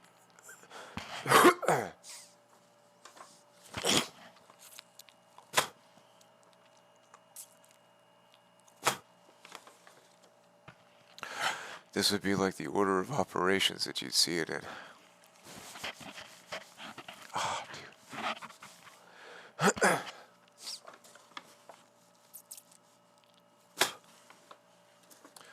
A lifetime of tar and resin, dude. Tobacco and cannabis just coming all up at once. Sorry, not trying to be gross, but that's just what's happening here. And half my hair is being ripped out by these headphones. I'm sorry to be shedding all over the place. The air conditioner's going. Alright, now where was I? Right click. I'm going to rename No Man's Sky. I'm going to copy it. Alright, now I'm going to right click. I'm going to say rename. And I'm going to right click and I'm going to paste. And now what that's going to look like. If you want to do a screenshot, we'll do it. But like, I'm going to move on to the next one here and just give you the titles and the rename. That'll make life a lot faster. copy. Okay, take a screenshot. All right, this is what this is where your game save is going to be located. This is the one we had to undo the folders for. Remember? All right, so get that one. All right, I'm gonna cancel out of that, and I'm gonna rename this and give it the same name. Boom. There's a paste. All right, backups, backups, backups. I'm gonna right click and I'm gonna say rename. I'm gonna do a lot of cheat sheet right here, but let me just give you that icon. Do a screenshot. And that way the title's all in one line, you can easily see it, that kind of thing. Alright, do a cancel, and a right click rename. I do this for the normies, I do this for the youngsters, I do this for those that don't, but I gotta do this, because if I'm gonna go forward in this video demonstration, I'm gonna be clicking on these locations, and if you don't have them already filled out, you're gonna kinda get left behind, and so I kinda gotta do this. Do a copy, go ahead and make a screenshot. Okay, notice that there's a kind of when I do a squiggled bracket, okay, for the C drives. Okay, those are like, when you see like kind of a bracket, that's like location. Okay, squared brackets tend to be a problem, so you'll see a squiggled bracket instead. Alright, we cancel that, right click, and if I can get down to the screen here, hold on, rename, and do a right click and a paste. And that's what that's going to look like. And let's do it for the next one. Say rename. Okay, do a screenshot. Alright, that's going to be that guy. Alright, and I'm going to cancel it. Boom, right click, rename, and a paste. Boom, you can see what that looks like. Alright, archive, archive, archive. Let's see, these are going to be new in the list. Let's see, let's right click and rename. Let me just put 7. These are kind of like their order that you'd find them. 6, 7. Alright, we'll say enter. And vault. Let's do a vault. Let's rename it to 8. Parentheses, space, backpack 08. Alright, and we'll do dump. We'll make number, right click, rename, number 9. Number 9. Okay, and enter. And we'll take temp. We'll make temp number 10. Left arrow, parentheses, space, and a 10. Okay, the parentheses brings it to the top of the line when you're making a folder structure. Okay, it makes things very useful. Example, so here's what I would do. Here's what I would do. I would say like right click and I'd open a folder. Okay, and so there's what's in there. You copy and you paste and you put it all in place. Alright, so this is what we're going to be working on top here. Actually, as a matter of fact, let me just mimic the same. What do we got here? Let me do like this. Let's do right click, copy. And we do that. Oops, come on.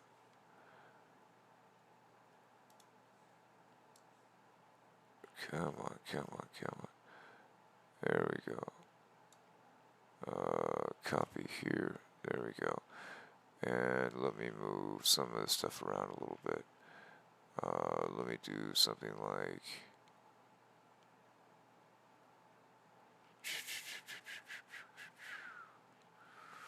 Are those icons not lined up well? Oh, because I've got extraneous stuff in there. Hold on, hold on, hold on. Alright, let's do this. Let's go... Get that out of there. Move that one. There we go, there we go, there we go. I was wondering what's going on here. There we go. Let's right click and move that one over. 2 different toolbars. Sorry about that. Right click and I'll move that over. And then we'll do this last one. Right click and I'll move that over. There we go, there we go, there we go, there we go. Alright, so now we got a new toolbar. And so this is what yours is going to look like. Alright, what's the time? What's the time? Hour and 37 minutes. Hour and 37 minutes. Again, not too bad, not too bad. Alright, so, again, I need to pack a bowl because I smoke. Tobacco's already packed. Let me just get some cannabis. Alright, so now that part's done. We're gonna have to launch the game now. We're missing one more element. We gotta go and change that field of view. So to do that, we're gonna have to launch the game, and we're gonna change the settings in the game. Alright, like, what am I trying to say here? The game is going to be very, very loud. The options I gave you in that spreadsheet, we're going to fill those in, and we're going to make the game like presentable. We're going to do that on the first launch. It's going to make us go through the whole introduction type of spawn through, kind of make a new planet. I guess we'll change the settings and then kind of like walk you through that kind of thing. But once we change the settings, we're going to have to kind of like exit out of the application. In the last video, I hate to say it like that, but in the last video I went through the bug default setting kind of reproduction. You know, reproduce a bug, reproduce the bug. We're reproducing the bug in the last one. Downloading the software, getting it dialed in, clearing it off, and then, you know, all that stuff. What are we going to do? Might as well just get this launched right now. Alright, and then I'll demonstrate why I want you to kind of build a toolbar.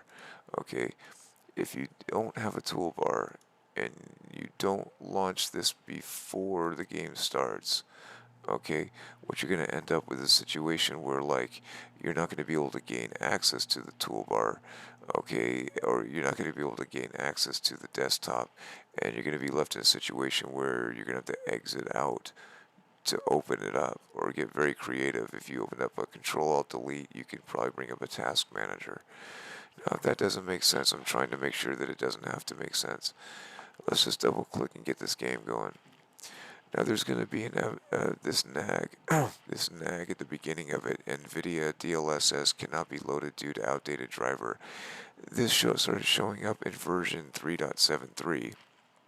And every time I load this game, I have scoured the interwebs trying to find a driver or anything that's going to run and work on this machine. It's just not happening.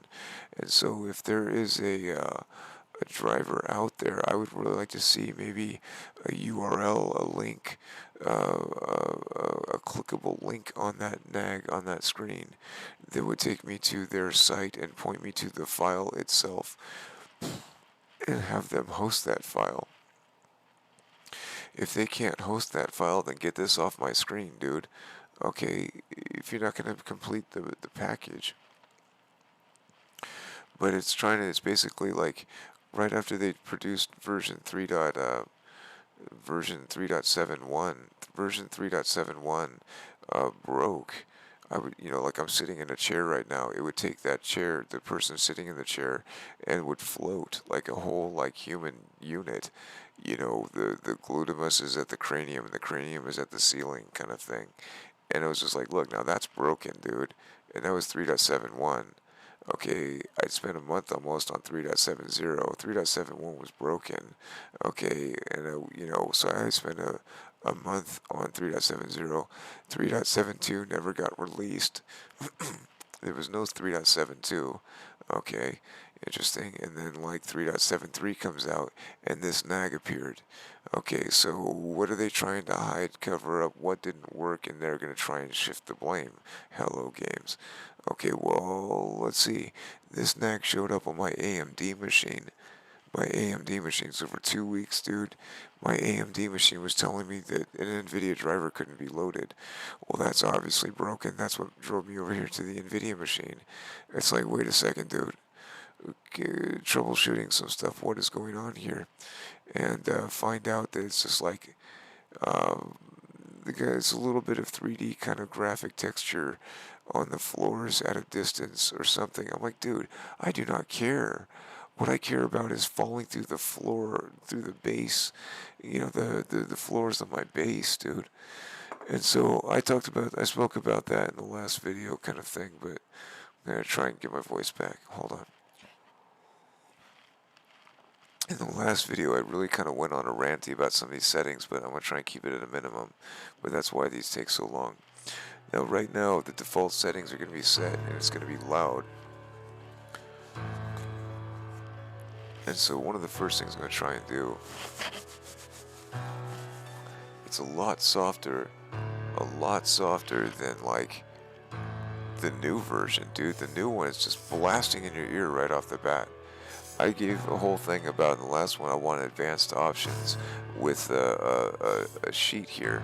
Click a button with advanced options, and then on a pull down list it says dominant life form, and it says a pull down list with the radio button like a circle. It says random, RANDOM, and then there's a pull down list with like a down arrow kind of thing, and you pull down the list, and then there's like a radio button for Gek, and a radio button for Korvax, and a radio button for Vy'keen. Okay, so you can change these settings. I'm going to explain why I did in the last video, but I got to say it again. And then have another pull down for the planet type. The planet type.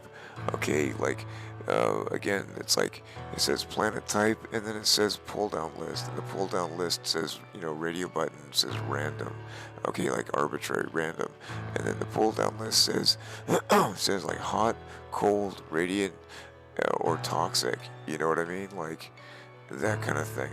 And then the next one down says the element types, and the element types is, you know, based and dependent on what's available from that planet type. And if it's a radiation planet, you say what's the local element, and there's a pull down list. It says the tab says pull down list is random, and you pull down the list, and then it says like the available local elements, usually like uranium is pretty much only, you know, that kind of thing.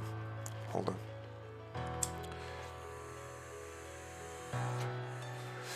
Okay, and then the available elements are listed there. And then the next one is a pull down list that says local element. And then the pull down list with the radio button says pull down, and it says random. It says pull down, and it gives you a list of the elements. I can say salt. Okay, and then there's another one that says economy type or economy strength. Economy type and economy. Every element that we're going to see. Here, let me just click the button, dude. But you get the point. Okay, we're going to load this up. We're going to change the settings. We're going to level up before we move up. First thing that we can take control over, the type of game that we want to play. Normal mode, survival mode, perma mode, creative mode, or community mode. You know what I mean? That's the first thing that we can have control over. The next thing we have control over is our options, and so we'll set our options. Okay, and the next thing we have control over are our planet types. Okay, we'll get to that after we reboot. Okay, that's the whole point I'm trying to say here. We're going to level up everything to get this what we want out of each one. Now we're going to launch this here real quick, but hold on. I've said it in the last, and that's why I really want to re-emphasize. When it comes to leveling up this planet, dude, you're going to be at this state. You're going to be at this screen. I'm going to say for the sake of this demonstration, you can choose whatever you want to do. Okay, cool. But go through this process until you spawn a planet that's got salt, uranium, a Vy'keen system, and a tier 3 economy. Okay, those 4 elements. Okay, for the sake of this demonstration, that's what we're going to do. But that can take hours, it can take days. Wow, you hear how that's really super loud? We're going to change that as soon as we get access to our options. I'm going to have to spark it because I can't compete with that. But having to talk over this kind of stuff, that's when my voice is blown out. Working on servers, there's fans, F-A-N, fans. They get real loud, especially when there's a lot of them. And you still have to talk to the person standing next to you. You know what I mean? As time goes on, it's like being in like a military or something where you gotta have a loud voice all the time, everywhere. Hold on, dude. I can't battle with this. We're not going to be playing this one. We have to wait through this part.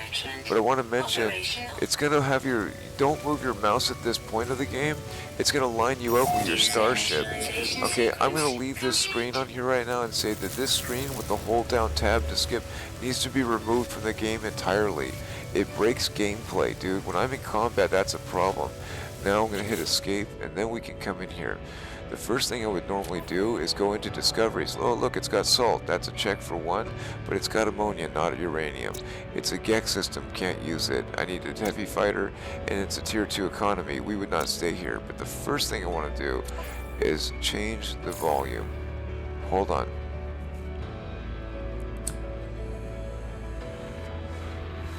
I want to change the volume, but at the same point, I'm smoking.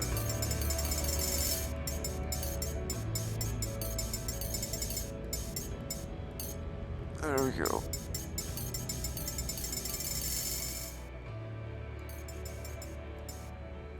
There we go. Something more reasonable. I might even bring that down a little bit more.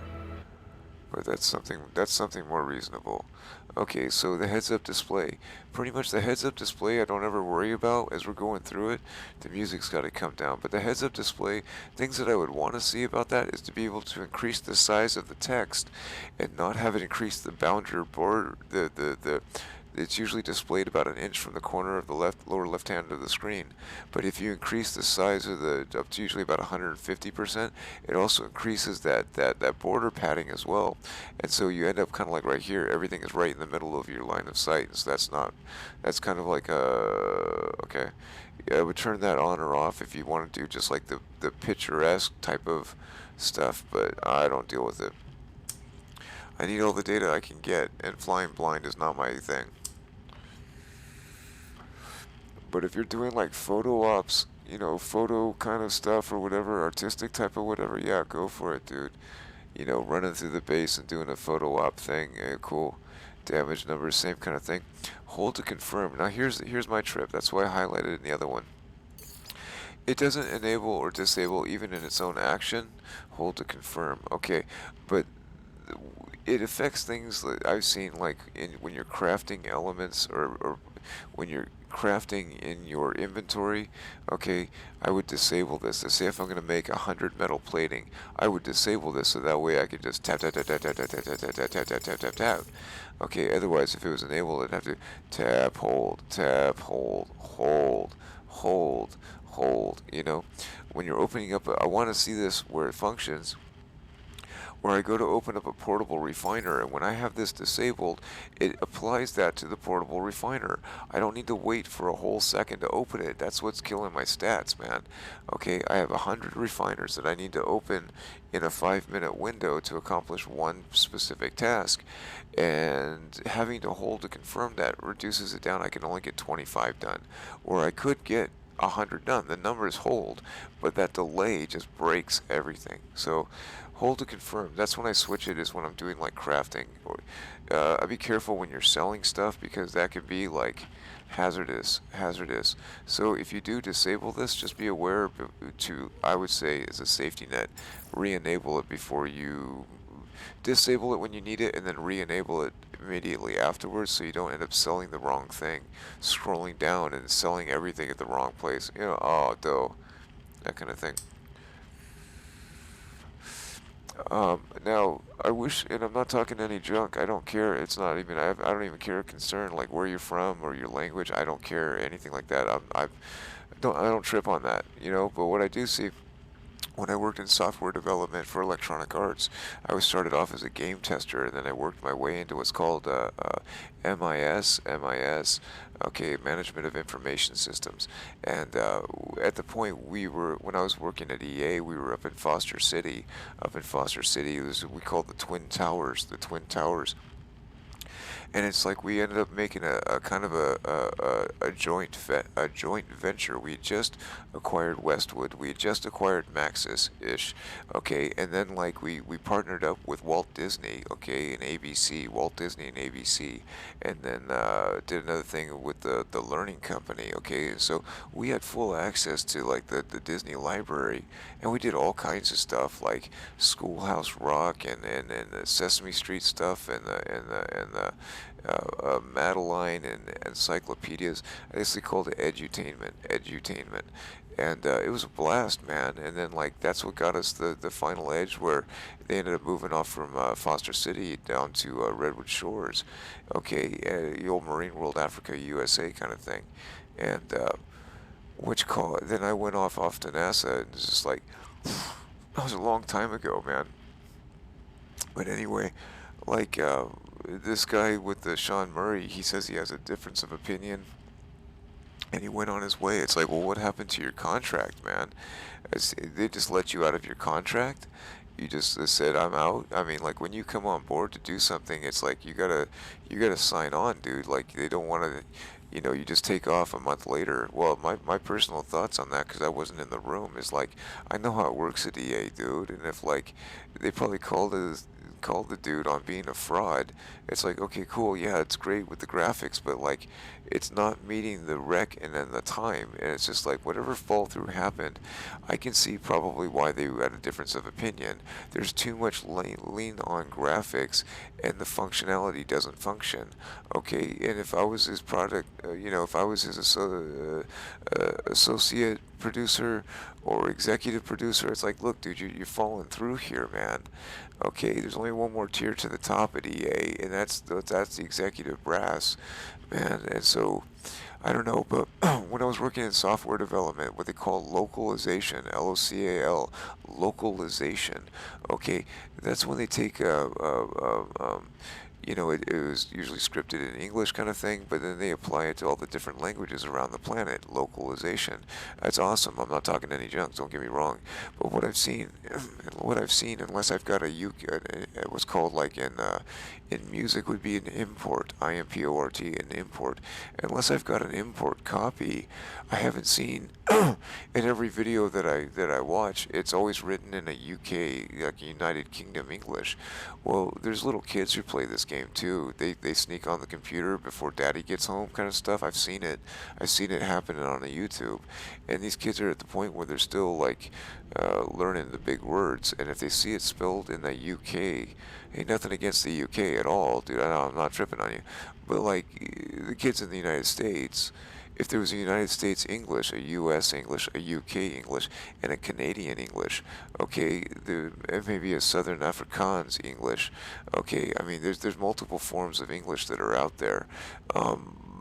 You know what I mean? So, something to consider. I've seen every other language. I'm not talking junk, but like, that's cool, dude. That's awesome. Okay, I've seen from every form of Asiatic, and every sort of European and Spaniard and African and Eastern, and I've seen every language in this except for a United States English and a Canadian English. There's little kids over here.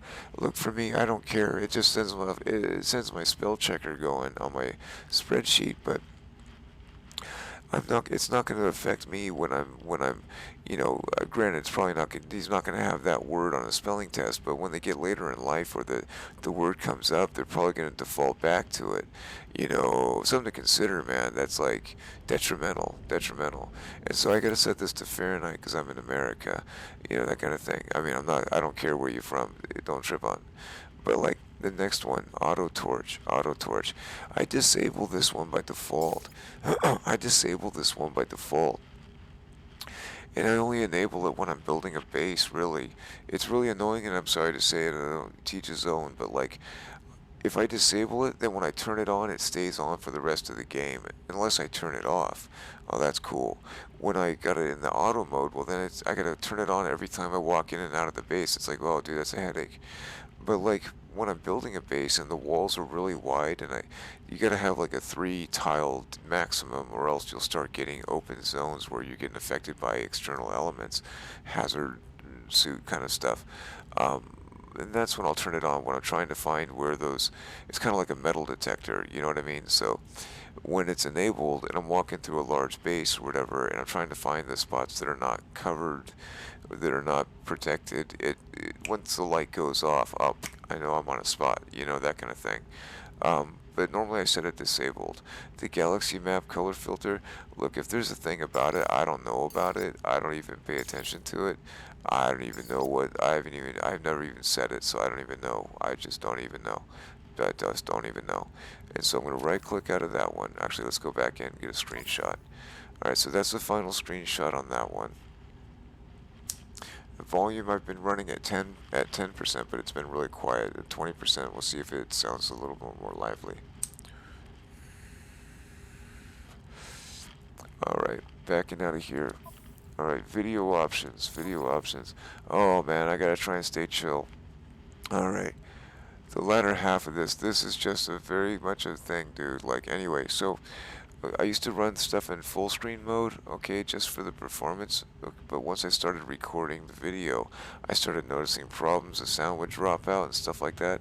In a full screen mode, if it's anything like it was in the old days, it's basically using like a native environment. And so if that is the case, well then borderless is the way to go. I mean, it's a bit more memory intensive, but if the settings are set the way that pretty much everything's always been, it's just like that's going to be more like the DOS 4 GL type of thing. And then like the bordered would be if you wanted to reduce the resolution and have it be like a window on your screen, okay, that kind of thing. And then the borderless is kind of like running the max resolution. It's within Windows, so I can Alt Tab really easy. You know what I mean? Like I can press the Windows key button and I can bring up, like right now, I'll bring up the spreadsheet. Okay, you wouldn't be able to do this if you didn't have a toolbar. You know what I mean? You wouldn't be able to pop up. The game will not allow you to the desktop, and if there was nothing else running, you'd be just out of commission or out of luck. Okay, and so borderless. I don't really deal with the secondary monitors. I don't even know. Um, I've set up flight simulators before, dude. I spent a lot of time with Microsoft Flight Simulator. Oh, do I miss my Thrustmasters? Okay, I had spent like a couple $100, like 100 each. It was an F-16 replica of a Thrustmaster, and each one was solid metal, and it was hand spun metal. It was a complete replica of an F-16. Okay, I had the flight stick and I had a thrust. Okay, and it had full detents and everything. It was just full on perfect. Oh, my thumb never felt better. Okay, and from those two right there, dude, from those two, my hands were mounted and I went full on nerd, dude. I went full on nerd and I took my garage and made it into a flight simulator. And so I took my most awesome type of seat and not like the stuff like you get for the gaming type of things. I mean like uh, in a vehicle like Recaro, okay, like a racing seat from one of my old sailing Mustangs. Okay, it was a nice racing seat I used to have, and it was just like at the end of its thing, but it was my seat, and it was in a vehicle that had already kind of like it went squish, and I just parts that were pulled and I was just like, this is perfect, dude. And so I had a two-seater flight simulator, dude. Oh, that's back when I had a wife and a life. She loved it, and she got so mad that I spent so much time and money on it, but she had a good time. I see your face. But yeah, it was cool, man. Back before these flat screens, you still had to get actual monitors, dude. And so like I had these 27-inch monitors, and like they were solid glass and metal, dude. And I made this frame. I went full on nerd, and so like 2x4s were like the resting brackets for it, right? And it was drilled into place. It wasn't like nailed or anything. And so the screen would be resting facing forward, and then they would have like a little piece of wooden bracket holding it all as like the resting plate for it. And then I take other pieces of wood on the side and I make like a solid like mount on the edge. So it's like as the piece is laying holding on the side, I've also got it. It's mounted to the other piece of 2x4. But then I go and put a sealed bracket on it. So the whole thing became like a mounted chassis of like multiple screens, dude. And it was a wonderful experience. I had an absolute blast. And oh man, the flight controls on this game are just absolute nonsense, dude. The WASD, the forward, it's like forward thrust, dude. Not a forward pitch, it's forward thrust. And I gotta say, man, just 'cause you're in my neighborhood, okay, this Sean Murray guy, dude, like, he worked at EA either 250 or 207 or 209, whatever the case, dude. Pretty much about a quarter mile up the road was the San Carlos airport, right? And next to the San Carlos airport, like they share a runway kind of thing, ish. And there's the Bel Air, Belaire, the Bel Air International Airport or flight school, like an internationally known flight school. There was just like a mile in total if you had to actually drive or walk and pay attention to roads. But basically, he was about a frisbee's toss away from the end of the runway when he was working at EA, and then he didn't take at least one flight class, one liftoff or one landing, dude. Like these flight controls are absolute nonsense. But anyway, I'm gonna kind of stay pleasant about it. Okay, just keep. I gotta stay chill. The resolution scaling. Okay, you can change the resolution scaling, dude. But like honestly, like there's no real DPI. There's no functioning DPI or DPI scaling. Okay, so if there's a magic use for it, I'm not seeing it, dude. Like, I can change the resolution down and the scaling, no matter what I do, the letters are illegible. And so I don't know what the DPI scaling issue is, but I'm not going to deal with it. I'm running it what this thing says it is. The frames per second, okay.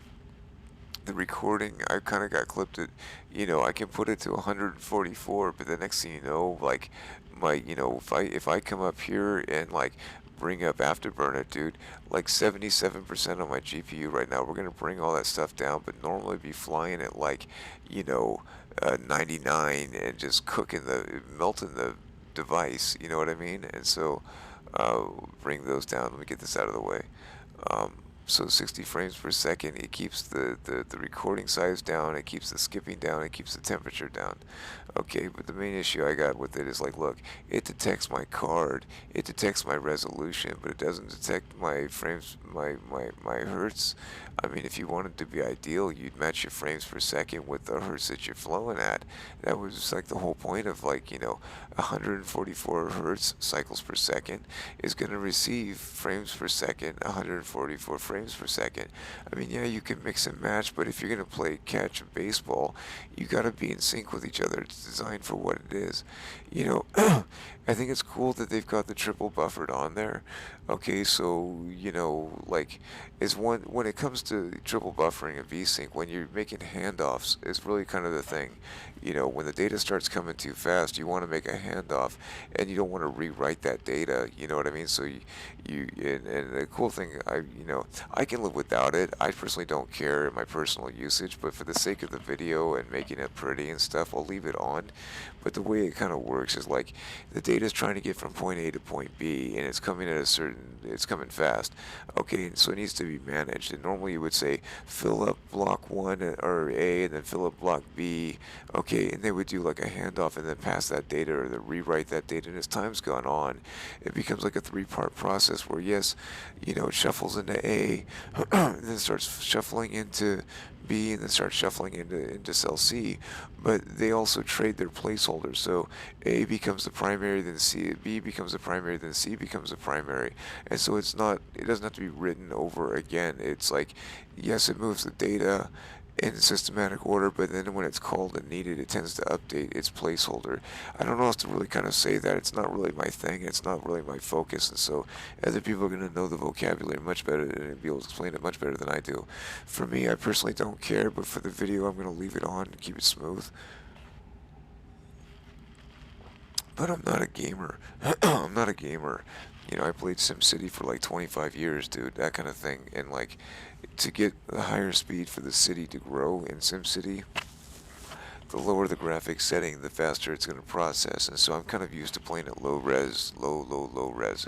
Okay, now here. This on foot field of view, man. This is the one where I gotta stay chilled. All of these settings are for a virtual reality helmet. My gripe is kind of like, look, for 10 years now I've been wanting to play this game, and all I see is it get crippled from a PC. Okay, the only way you can run on a PC is if you've got the most impressive workhorse that you could possibly find. I'm talking like, PC performance, high horsepower performance type of stuff. Okay, you gotta have a Lamborghini or a Ferrari, if you catch my drift, to be able to play this game where it's not falling through the floor or falling through the planet and then not melting down your hard drive at maximum 99%. This game pushes out on average in a moderate setting can put out about 100 gigabytes of data an hour, dude. That's a lot of bandwidth in use, and it cooks the machine, and it can crash the recordings. And so I just really want to point out here, this on-foot field of view at 75%. Okay, that looks like a setting for a virtual reality helmet. Hold on.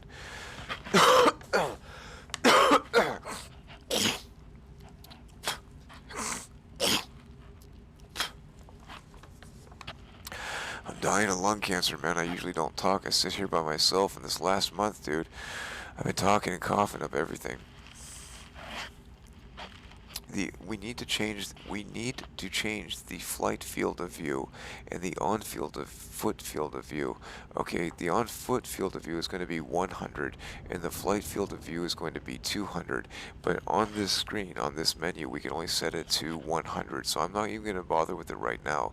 But these settings are only useful, I want to point out, if you're wearing a virtual reality helmet and when you're in the game, in the cabin of the vehicle, the starship, okay, and you're flying around, you cannot see your tachometers or your dials, screen 1, 2, 3, 4, 5, okay, you cannot see all of your screens, okay, even at rest, that's a problem. And the right click will only zoom in; it will not zoom back.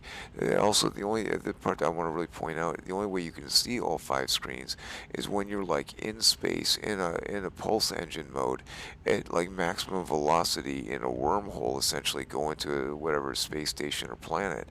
Okay, well that's just really not functional at all. All right, and again, I'm gonna really gripe that these are virtual reality helmet settings. The motion blur again, and I really insist on this, and I'm gonna prove it. Like if you had to file a class action lawsuit, the motion blur is the same kind of thing. It gives the effect that you're in a virtual reality helmet. So unless you're in a virtual reality helmet, leave these on. These are all virtual reality helmet settings. The point I want to express here is that they're by default. Okay, this next one is, again, this is like what's called empirical evidence. Okay, the vignette and scan lines. The vignette and scan lines. The scan lines are going to be the little horizontal lines across the top of the screen when you're looking at it in a default mode, okay? But the vignette is the three-dimensional 1950s movie theater wear a pair of glasses, Captain EO, red lens and blue lens, okay? Where the objects, if you look at the stars even, the further away it is, it wants to add depth perception to it, and the binocular effect of red on the left, the more percentage of red, the less of blue, and rods and cones, and then the one on the right side is 90% blue and 10% red, that kind of thing. That is the vignette. That is the vignette. There is no other use for it other than a virtual reality helmet, and it's enabled by default. Dude, I went through like a bottle of ibuprofen, dude. Okay, till finally I had to just a fine tooth comb. How can I disable this thing? No internet, no information out there and having to go through, no documentation in the game, no help file in the game. Just good luck, pal. Good luck. Oh, okay, okay. And so this has to be disabled. So if anyone wants to take Hello Games it's a limited liability corporation, so it's an LLC, which means you can't really go after them personally. Okay, fine. Illegally, legal. I'm not saying don't show up on the doorstep, nothing like that. But like you can't sue them individually with an LLC. So it'd have to drop off at Hello Games. But if you had, if you have an aneurysm in your corpus callosum, or if you, I need some water and blow my nose. If your eyes start twitching or your eyes start going blind from looking at that screen with the 3D effect without the helmet to back it up, that's exactly what you're looking at. That's the thing. You could look at that.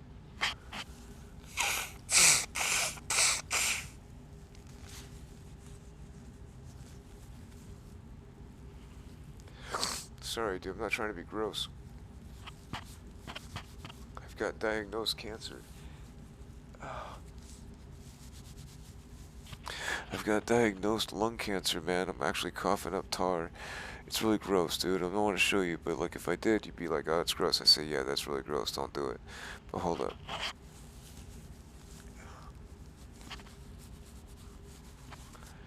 I'm almost out of coffee, and that's going to be a problem. So when we reboot, we're probably going to do a take 5, and then go take care of all that stuff. I'm going to move on from this because I just get heated. I get heated. The HUD scale, you can put this up to 150% usually. Yeah, 150%. Okay, but like if you do that, first off, you might be able to read it. Okay, cool, it gets bigger. But it also increases, like normally standard, I don't know, just general, like say an inch off the side of the screen. I don't know, UK, but maybe 2.5 centimeters type of thing. Okay, but like like an inch off the screen to be 100%, but if you increase the scale, it increases that distance, and eventually, like what you're looking at, it pushes it right in the middle of the screen. So that's like a no-go. That's like a no-go. But I'm going to move on because this is probably taking too long. I'm going to say apply. Say apply. Dude, my mustache's beard is going up my nose. Okay, so let's do a screenshot for that. So that's going to be a final working. We're going to change the fields of view, but we're going to have to exit the game and do that in the XML file itself. That's kind of why I want you to leave the folder view options, the file view options, hide extension file types, to leave that one unchecked, is so you can kind of see the files you need to get to, and you can easily identify them, that kind of thing. If they're not a registered standard file type, they're going to be kind of hidden, and if they're default, it's a thing where just make sure you know what you're looking at. It's a kind of a good thing to do. Alright, so I said apply for that, right? Alright, so screenshot on that. Here's the graphics options. I demonstrated in the last video how we just fall through the floor. I'm not willing to do that anymore. I don't want to deal with it. We're going to reboot this machine. It's in the last video, but like right now I want to get a move on, okay? And so I'm going to set this the way I kind of got to set it. I have to set this to high. Setting it at standard, you'll be walking and fall through the floor, and so the only other option is either to go to low, which cuts off the base in the viewing frame. It looks like an incomplete structure everywhere you go. I'm tired of dealing with that, dude. I'm just not gonna. This is a decent machine, dude. Like that's just absurd. And so since they kind of did like a legal loophole to push this one in there, they changed the name. This whole column used to, at least that's how it's declared in the XML file. When these are set, they're declared as low, LOW, and so that makes me think that low is the setting. But then whatever issue is concerned that they need to have a performance concern, these standards were changed, or the name was changed because it's not low, or low isn't working, or whatever. It's an increased setting, okay? But like whatever the case is, either standard is a new word or enhanced is a new word. But the column once, when it's declared in the XML file, it passes that data to whatever's going to be in use. But like those files aren't going to be files that are going to be like temp in use files, but like the standard is either the new word or enhanced is the new word. I just wasn't paying attention when it changed. But being the case that the second column, column 1, column 2, column 3, column 4, 1, 3, and 4 need to be declared in the XML files themselves. The standard default is not declared, and since this last placeholder for base complexity is in the column 2 for the default, okay, then it gives the effects, or essentially like the field of rendering distance, okay, say like 1 tile, 2 tile, 3 tile, 4 tiles, I mean it's a different scale, but that kind of concept, okay, anything lower at that point, I spoke about it in the last video, but I gotta mention it here now. Anything lower than that, enhanced might allow you to be able to walk through the floor or walk across the floor without falling through it. It gives it enough time that it renders by the time you walk there, but standard is too low. You walk into a room, you fall through a floor. And so I gotta set these up to high. Okay, and if we start falling through the floor, I'm gonna have to pump it up to ultra. Okay, as it stands right now, these numbers are gonna jump when that happens. Okay, and so the planet quality, if I go to ultra, it's going to cook the device. Okay, I don't really want to do that, but if I have to, okay, fine.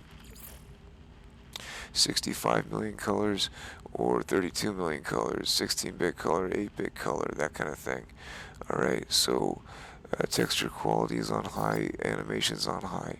I can live with that. If the only reason I would have it on ultra, and again it pumps up the, watch, we'll show you, let me show you. And terrain tessellation I turn off. Okay, and we'll just go and say apply. Okay, it's got to restart. Now watch the clock, the temperature just jumping now to 82. Okay, watch what happens if I set it to ultra.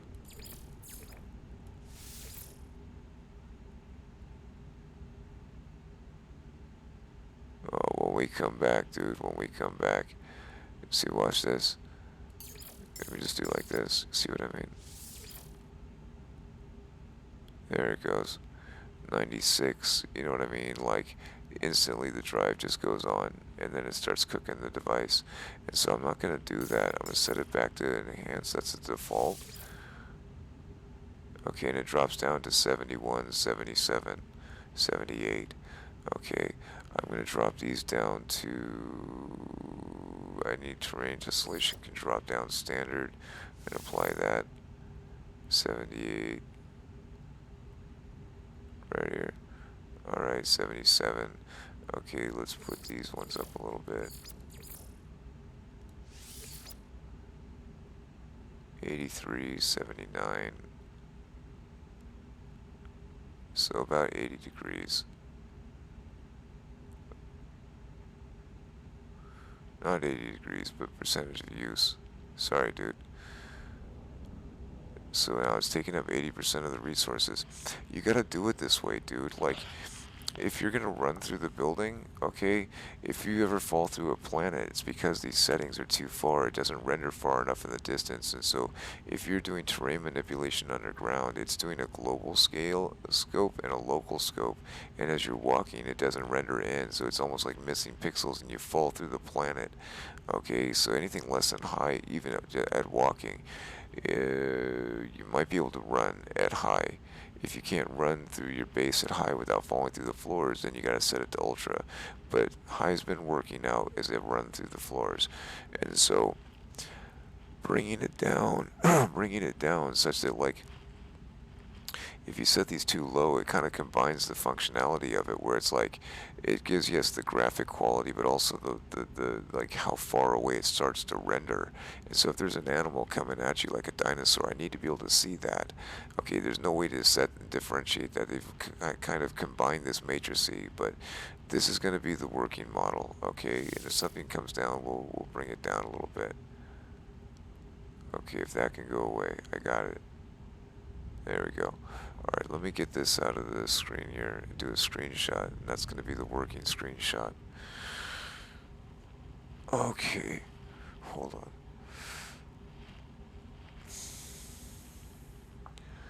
Alright, and what else? I'm going to back up from that one. We're going to say control options. Control options. Alright, now these, the flight sensitivity, if I'm feeling like just getting wily at it, I'll pump these up, dude, to 100, and I'll just like shift and turn like I mean it. Imagine like racing Tokyo Drift, okay? Straight up Tokyo Drift, alright? You can just like bank it, still be flying the same direction. If you had to clear, if there was targets on the ground that you had to clear, I'll pump this up to 100%, and so I'll be going into motion, and then that way I can just like pick it all up or do whatever I gotta do, and then get back where I want to be. It's just kind of like kiteboarding, almost like kiteboarding. But the vibration strength, these are the only ones I really care about on here. I bring these down, dude. I bring these down. Okay, when I'm building my base, I don't, somebody will be flying by right as I'm about to place a piece after I'm lined up and I'm holding my breath, and next thing you know, something comes by, and next thing you know, the camera starts shaking. I gotta wait for it to stop. I'm like, dude, I'm over that. And so yeah, I'll leave that on if I'm in the beginning of the game, maybe if I'm doing a fleet inventory or whatever, but I turn that stuff off, dude. Like, you can miss me with that. There's enough distraction. I just want some precision. I want things to work. I don't need more things to make it mess up. And the only thing other in here that I would really deal with is the flight controls. I would love to be able to play in locked normal, but it doesn't do the well. It shifts the field of focus from the distance and dragging the cursor to the destination, to the point of origin, and then you have to try and get to that destination, and it's like left or right, you know what I mean? It's like having a graphic resolution without any sort of dithering or any sort of like,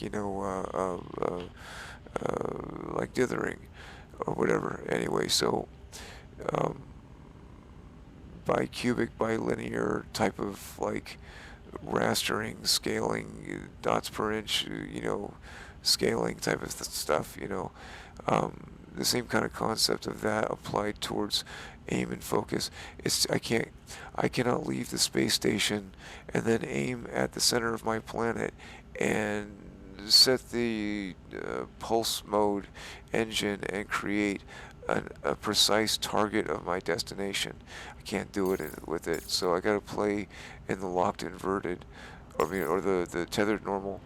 It would be so nice if the keys, the WSD, were assigned properly, where W was forward pitch and S was upward pitch. Okay, and you have left and right. I mean, without pedals, dude, you need to be able to control some semblance of pitch and yaw. And having to do it this way is so frustrating. It's so antithetical to everything that I've ever used in flight simulators. It's very frustrating, but I'm going to move on because this video is getting long. And so I'm going to exit out of here, and I think we're done inside of it. Just do one last screenshot. Okay, and that's what that's going to be. Alright, and we're going to exit out of the game. We're going to quit to the desktop. You sure? Say yes. Alright, now we're going to come back over here. How long is this tape? 2 hours and 24 minutes. 2 hours and 24 minutes. I might just call this one configuration. Alright, so we've got that. Let's go ahead and close this guy for a second. Now, what we gotta do is we gotta go modify, like I'm trying to tell you. I just closed it. Here, the spreadsheet. The paths, okay, of the field of view on foot, and the paths of the flight field of view in ship. Okay, we need to go and change those. You can go and navigate however you want. The easier way that I tend to kind of would recommend here is to kind of like come up to the game icon shortcut itself, and we'll right click and we say file, open file location, right? And then there's settings. Double click in settings, and now that file exists. I wanted to point it out before. Select it once just so it's selected, the .mxml, and right click, say TK graphics settings.mxml, and right click it, and we're going to say send to, and we say send to desktop. Okay, and then we can close this window, and there's our little shortcut. Let's put this one at the end, I guess, because it's the last on the board. And we're just going to right click it, or select the beginning of the line, parentheses, space, and we'll put 11. Alright, there's 11. Let me bring open the toolbar here for a second. I really don't need it open, but let's just, for the sake of it, I'm going to put that up there. Okay, at the bottom of this list we're going to find what we're looking for, but at the top of the file, say edit, and we'll say find field of view, FOV, field of view. Click it once and twice, once and then twice. Okay, these two values need to be set. Okay, so what we're going to do, here's that 75%. We're going to select that, and I'm going to say 100. Okay, and then the one underneath it, I'm going to select that, and I'm going to say 200. Whoops, get the mouse out of the way. Select it and say 200. Alright, and then I'm going to close out or cancel this top window. So now our values are set. Okay, field of view in foot is 100, field of view in ship is 200. Well, let's go to the top and say file and save.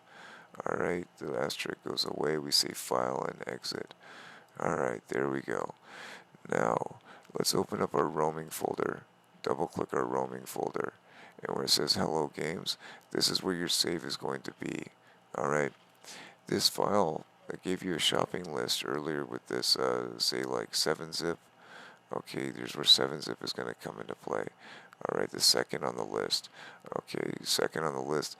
When you come in, you're going to save your game. You're going to right click the game. You're going to say 7-zip, and you're going to say add to hellogames.zip.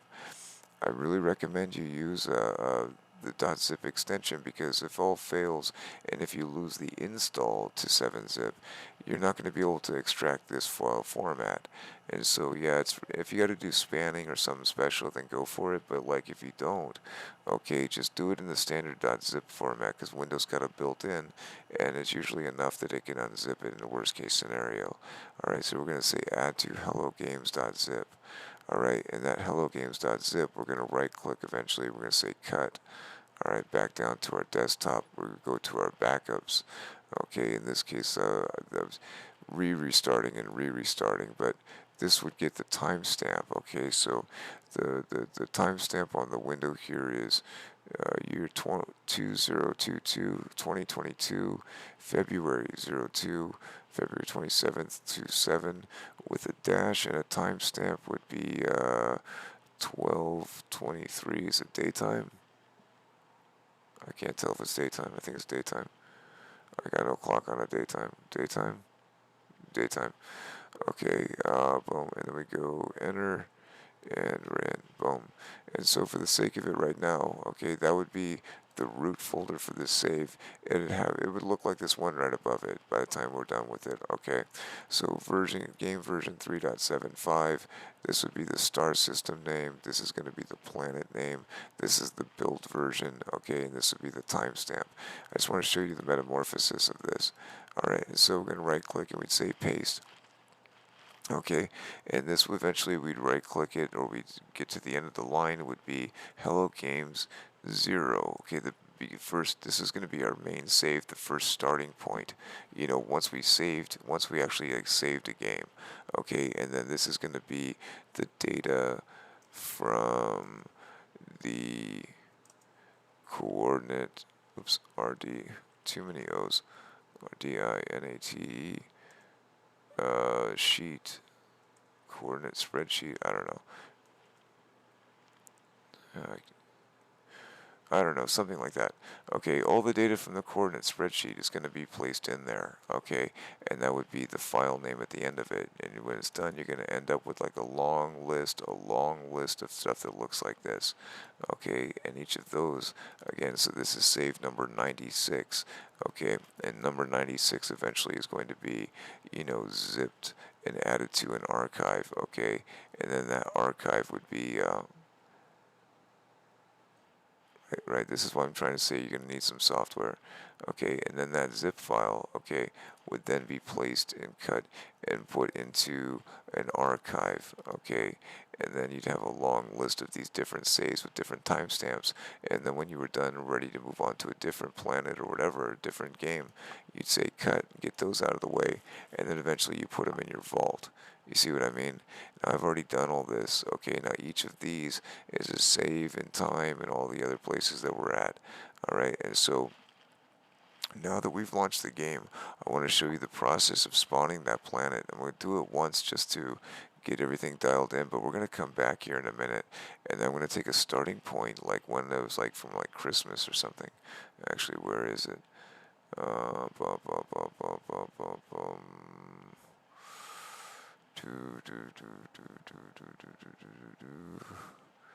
Here, let me see what I can find here. Let's just get all this ready. Let's do copy. Let me look at paste. And let's change the view to details and something like that. Let's organize it by date, modified. What do we got? February. What is this, version 0? Okay. Is that a new version 0 or is that the original? Not sure. That seems to be the oldest. Let's go ahead and right click it, say copy, and then let's see what we get. For the sake of a temp, let's go to the temp folder, right? And then we'll say new folder. What's in here? We'll say paste. Right click, 7-zip, extract to here. What do we got? Boom. Alright. So Christmas Eve, here we go, here we go, here we go. Alright, so we're not going to bring the notes forward, okay? But Christmas Eve, okay, that's when I spawned this planet. This is the first game save. This is the first saving point.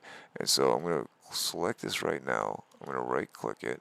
This is where we're going to start. We're going to say copy. Let's come back to the desktop. Let's just get everything set up. Let's go to our backups folder. All this stuff that we just did, we're going to get rid of all that. So I'm going to, here, let me just paste that. We just made a folder, right? Didn't they? Yeah, let's get rid of that. Here, let's just do it all over again. This can go away. That was junk. Refiners. Stuff. Okay, so let me move these into another place. Let's go cut, and let's see what we got. Backups. Let's put in. I don't know. I don't know. Let's go in the vault. Let's go to demo and let's put them in there. Boom. Okay, find those later. Alright, so that's cleared up. Where did I go with the other one? Boom, boom, boom, boom, boom. Here we go. Here's the starting point we're going to use. This is from Christmas Eve. This is my Christmas present. This is the first game start. I'm going to do a copy. Let's go back to the desktop to our backups folder. There we go. Cleared out the folder. New. Right click, new, and then folder. Let's do a timestamp. Timestamp is going to be 2022, year 2022, 02 for February, 27 for the day, and it's 12:29, and we'll hit enter, and then enter again, and we'll right click, and I'm going to say paste. I'm going to say paste, select all columns to fit. Alright, now here's what I want to point out to you. This is what that game save is going to look like. The Hello Games folder was the backup of the saves themselves. Okay, we gave it an enumeration of 0. It's the starting point. Okay, and then here's the data. This is the data that's going to be in the spreadsheet that we're going to be using. Okay, but this is the starting point from when I first made and saved the game. Okay, now in this case, we're going to plug it in once we're in the game. Okay, but this is going to be the data we're going to fill in the blanks because we're going to be starting at this point. Okay, but when we start the game is normally when we would fill in that data. And I hope that made sense. Oh, check it out. Let me do this real quick while we're just sitting here. What eventually I'm going to do, okay, is we're going to kind of change the file name up a little bit. And so in this case, what am I going to do? Boom. We're going to call it, let's get the folder in parentheses, or let me just get the name itself, and we'll do that. Here we go. Here's the name with the semicolons. And so we got the name of the folder. We'll do a copy, and let's just come up an arrow. Alright, so here's the folder that's going to be the root folder. This is going to be the collection of all of your different saves. And we're going to right click and say rename. On the keyboard, I'm going to say home. I'm going to put in the brackets. I'm going to put in, what am I going to put in there? I'm going to put in version 3 score 75. Try not to use dots in your folder names. Okay, just as a heads up, dude, like there's a Linux and Microsoft and Mac kind of issue that goes on there, but in a Microsoft you can make a hidden folder really easily. So just try to do scores for dots and periods, and then like dashes for spaces or something. Figure your thing out, but figure something out. And then we're gonna do what? We're gonna do parentheses, and we're gonna do the planet name or the star system name. Okay, and there's so Muskov at Townie Walmus, that's where we're going to be playing from. I'm going to give you a start launch demonstration of how to select a planet in a second, but this is the planet we're going to be playing, so we're just kind of reverse engineering the folders together. Muskov at Townie Walmus, this is going to be what? This is going to be, let's put, again, we're going to oscillate some brackets. What are we going to call this build? I can't remember what build we're doing it for. We'll call this Y for YouTube. We'll call it YouTube YouTube 1, YT1. How about that? How about that? Okay, so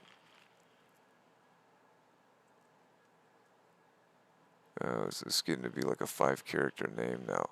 What build number are we going to call this? This is going to be build 0. Okay, we'll call this one Y20. That's the build number, okay, but I've got my own previous ones. I don't want to get it all confused, but this will be YouTube 0. Normally this would be like B0 or something like that, you know, B, like build 0. This is V version. V version. Okay, so for the sake of this video, this is going to be YouTube 0. Okay, that's just what it's going to be. So we're going to do enter, and then enter again. Right click the folder, select all columns to fit.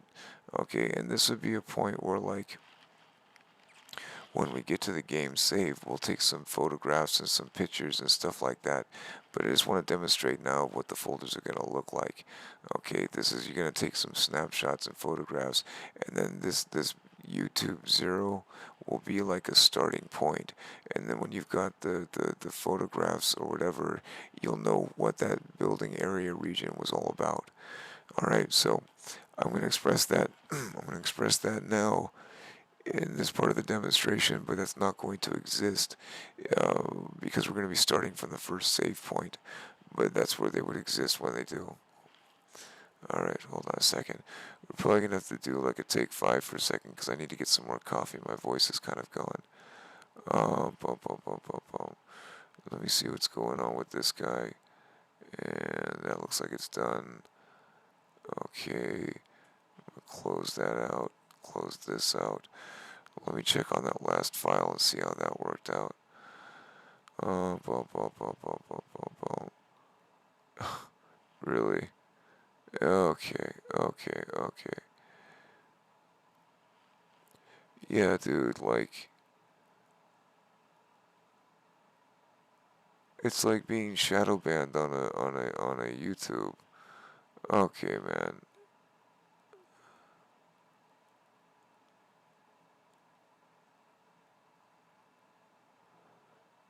You know, I just viewed the video, 8 impressions on it or something like that. That's fine. I just viewed it to test it and just to say that it was done.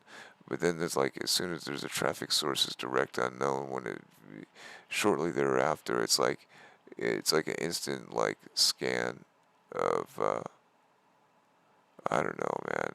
It's just, it seems extremely difficult to get to post a video on a YouTube and have it mean anything. Let's just see if the video is actually posted. Let's type in a No Man's Sky. This is part of like trying to figure out what's going on with the YouTube scenario.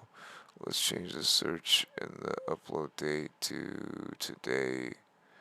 And let's see what's going on here. Bum, bum, bum, bum, bum, bum, bum. Bum, bum, bum, bum, bum.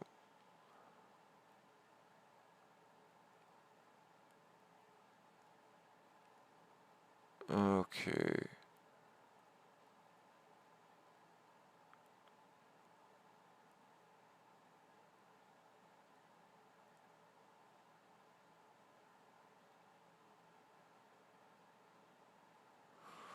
Alright. Well, so be it. So be it. Alright, well, these videos we're putting out there, they're kind of getting buried. And that's fine, dude. I'm gonna keep putting these out there and we're just gonna complete the process. How long is this one right now? How long is this one? This one is what? 2 hours and 41 minutes? So what are we gonna call this? Should we wrap it up on this one? I think we can wrap it up on this one. That'll be like a save point when we get to the end of this game. Um, I'm thinking that maybe we should like uh, call this one a wrap. I think that one's kind of done. These folders are kind of set up. We've already changed the modified and everything else. I think that's what I'm gonna do, dude. Let's call this one a wrap, and then the next one we'll do is like we'll call this one. What did I call the other ones? I just looked at the other one that I made from the last night, which was really long. I'm not expecting people to go like mad Russian for this at all, but like having to see when like Google actually like censors it or buries it or whatever. Okay, okay. So that one was what was it called? Download and installation. This one will be How to No Man's Sky 2 configuration. Configuration. How about that? And then the next one we'll do game start or spawn planet or something like that. We'll do like game start. Anyway, so I'm out of coffee. I'm out of coffee. Um, Hopefully you got what's going on. And let me close all this stuff down a little bit. Let me get, what do we need here? Anything? Games folder. Alright, so we're not going to be using old notes, but at the same point, like, the next objective is locate the signal, collect the hermetic seal, refiner, and starship, and all that stuff. And so, we're going to start back on my planet at the game start, the very game start. We're going to, I guess I'm going to do this video, call this one a wrap, and then what, this is going to be, what you call it? Here, let's just delete this out of there altogether, because that's just whatever we were just playing in there. We'll start from scratch when we start with the next one. Clear that out. And then, what else is up here? Boom, boom, boom, boom. And that was just a search. Alright, dude. Alright. We'll call this one a wrap. Let's call this one a wrap. And I gotta get some coffee, get this thing posted up there and see what it can do. We're gonna call this one How to No Man's Sky 2 Configuration. Okay. Settings configuration or something like that. And, wait, folder and settings configurations or something. I don't know. Figure it out in a minute. But something like that. Folder configuration and settings or something. How about that? Folder configuration and settings. I don't know. I'll figure it out. But anyway, I'm going to do a cut. I'll catch you around town. Look, man, if you can do it the way I speak, that's cool. Okay, but like, if you're gonna watch this stuff when it's done, it's just I'm gonna like kind of document the whole process. It's gonna take some time. But I'm just gonna keep making them as. I'm trying to make them as quick as I can, but it's gonna take a second. So I'll catch you around town.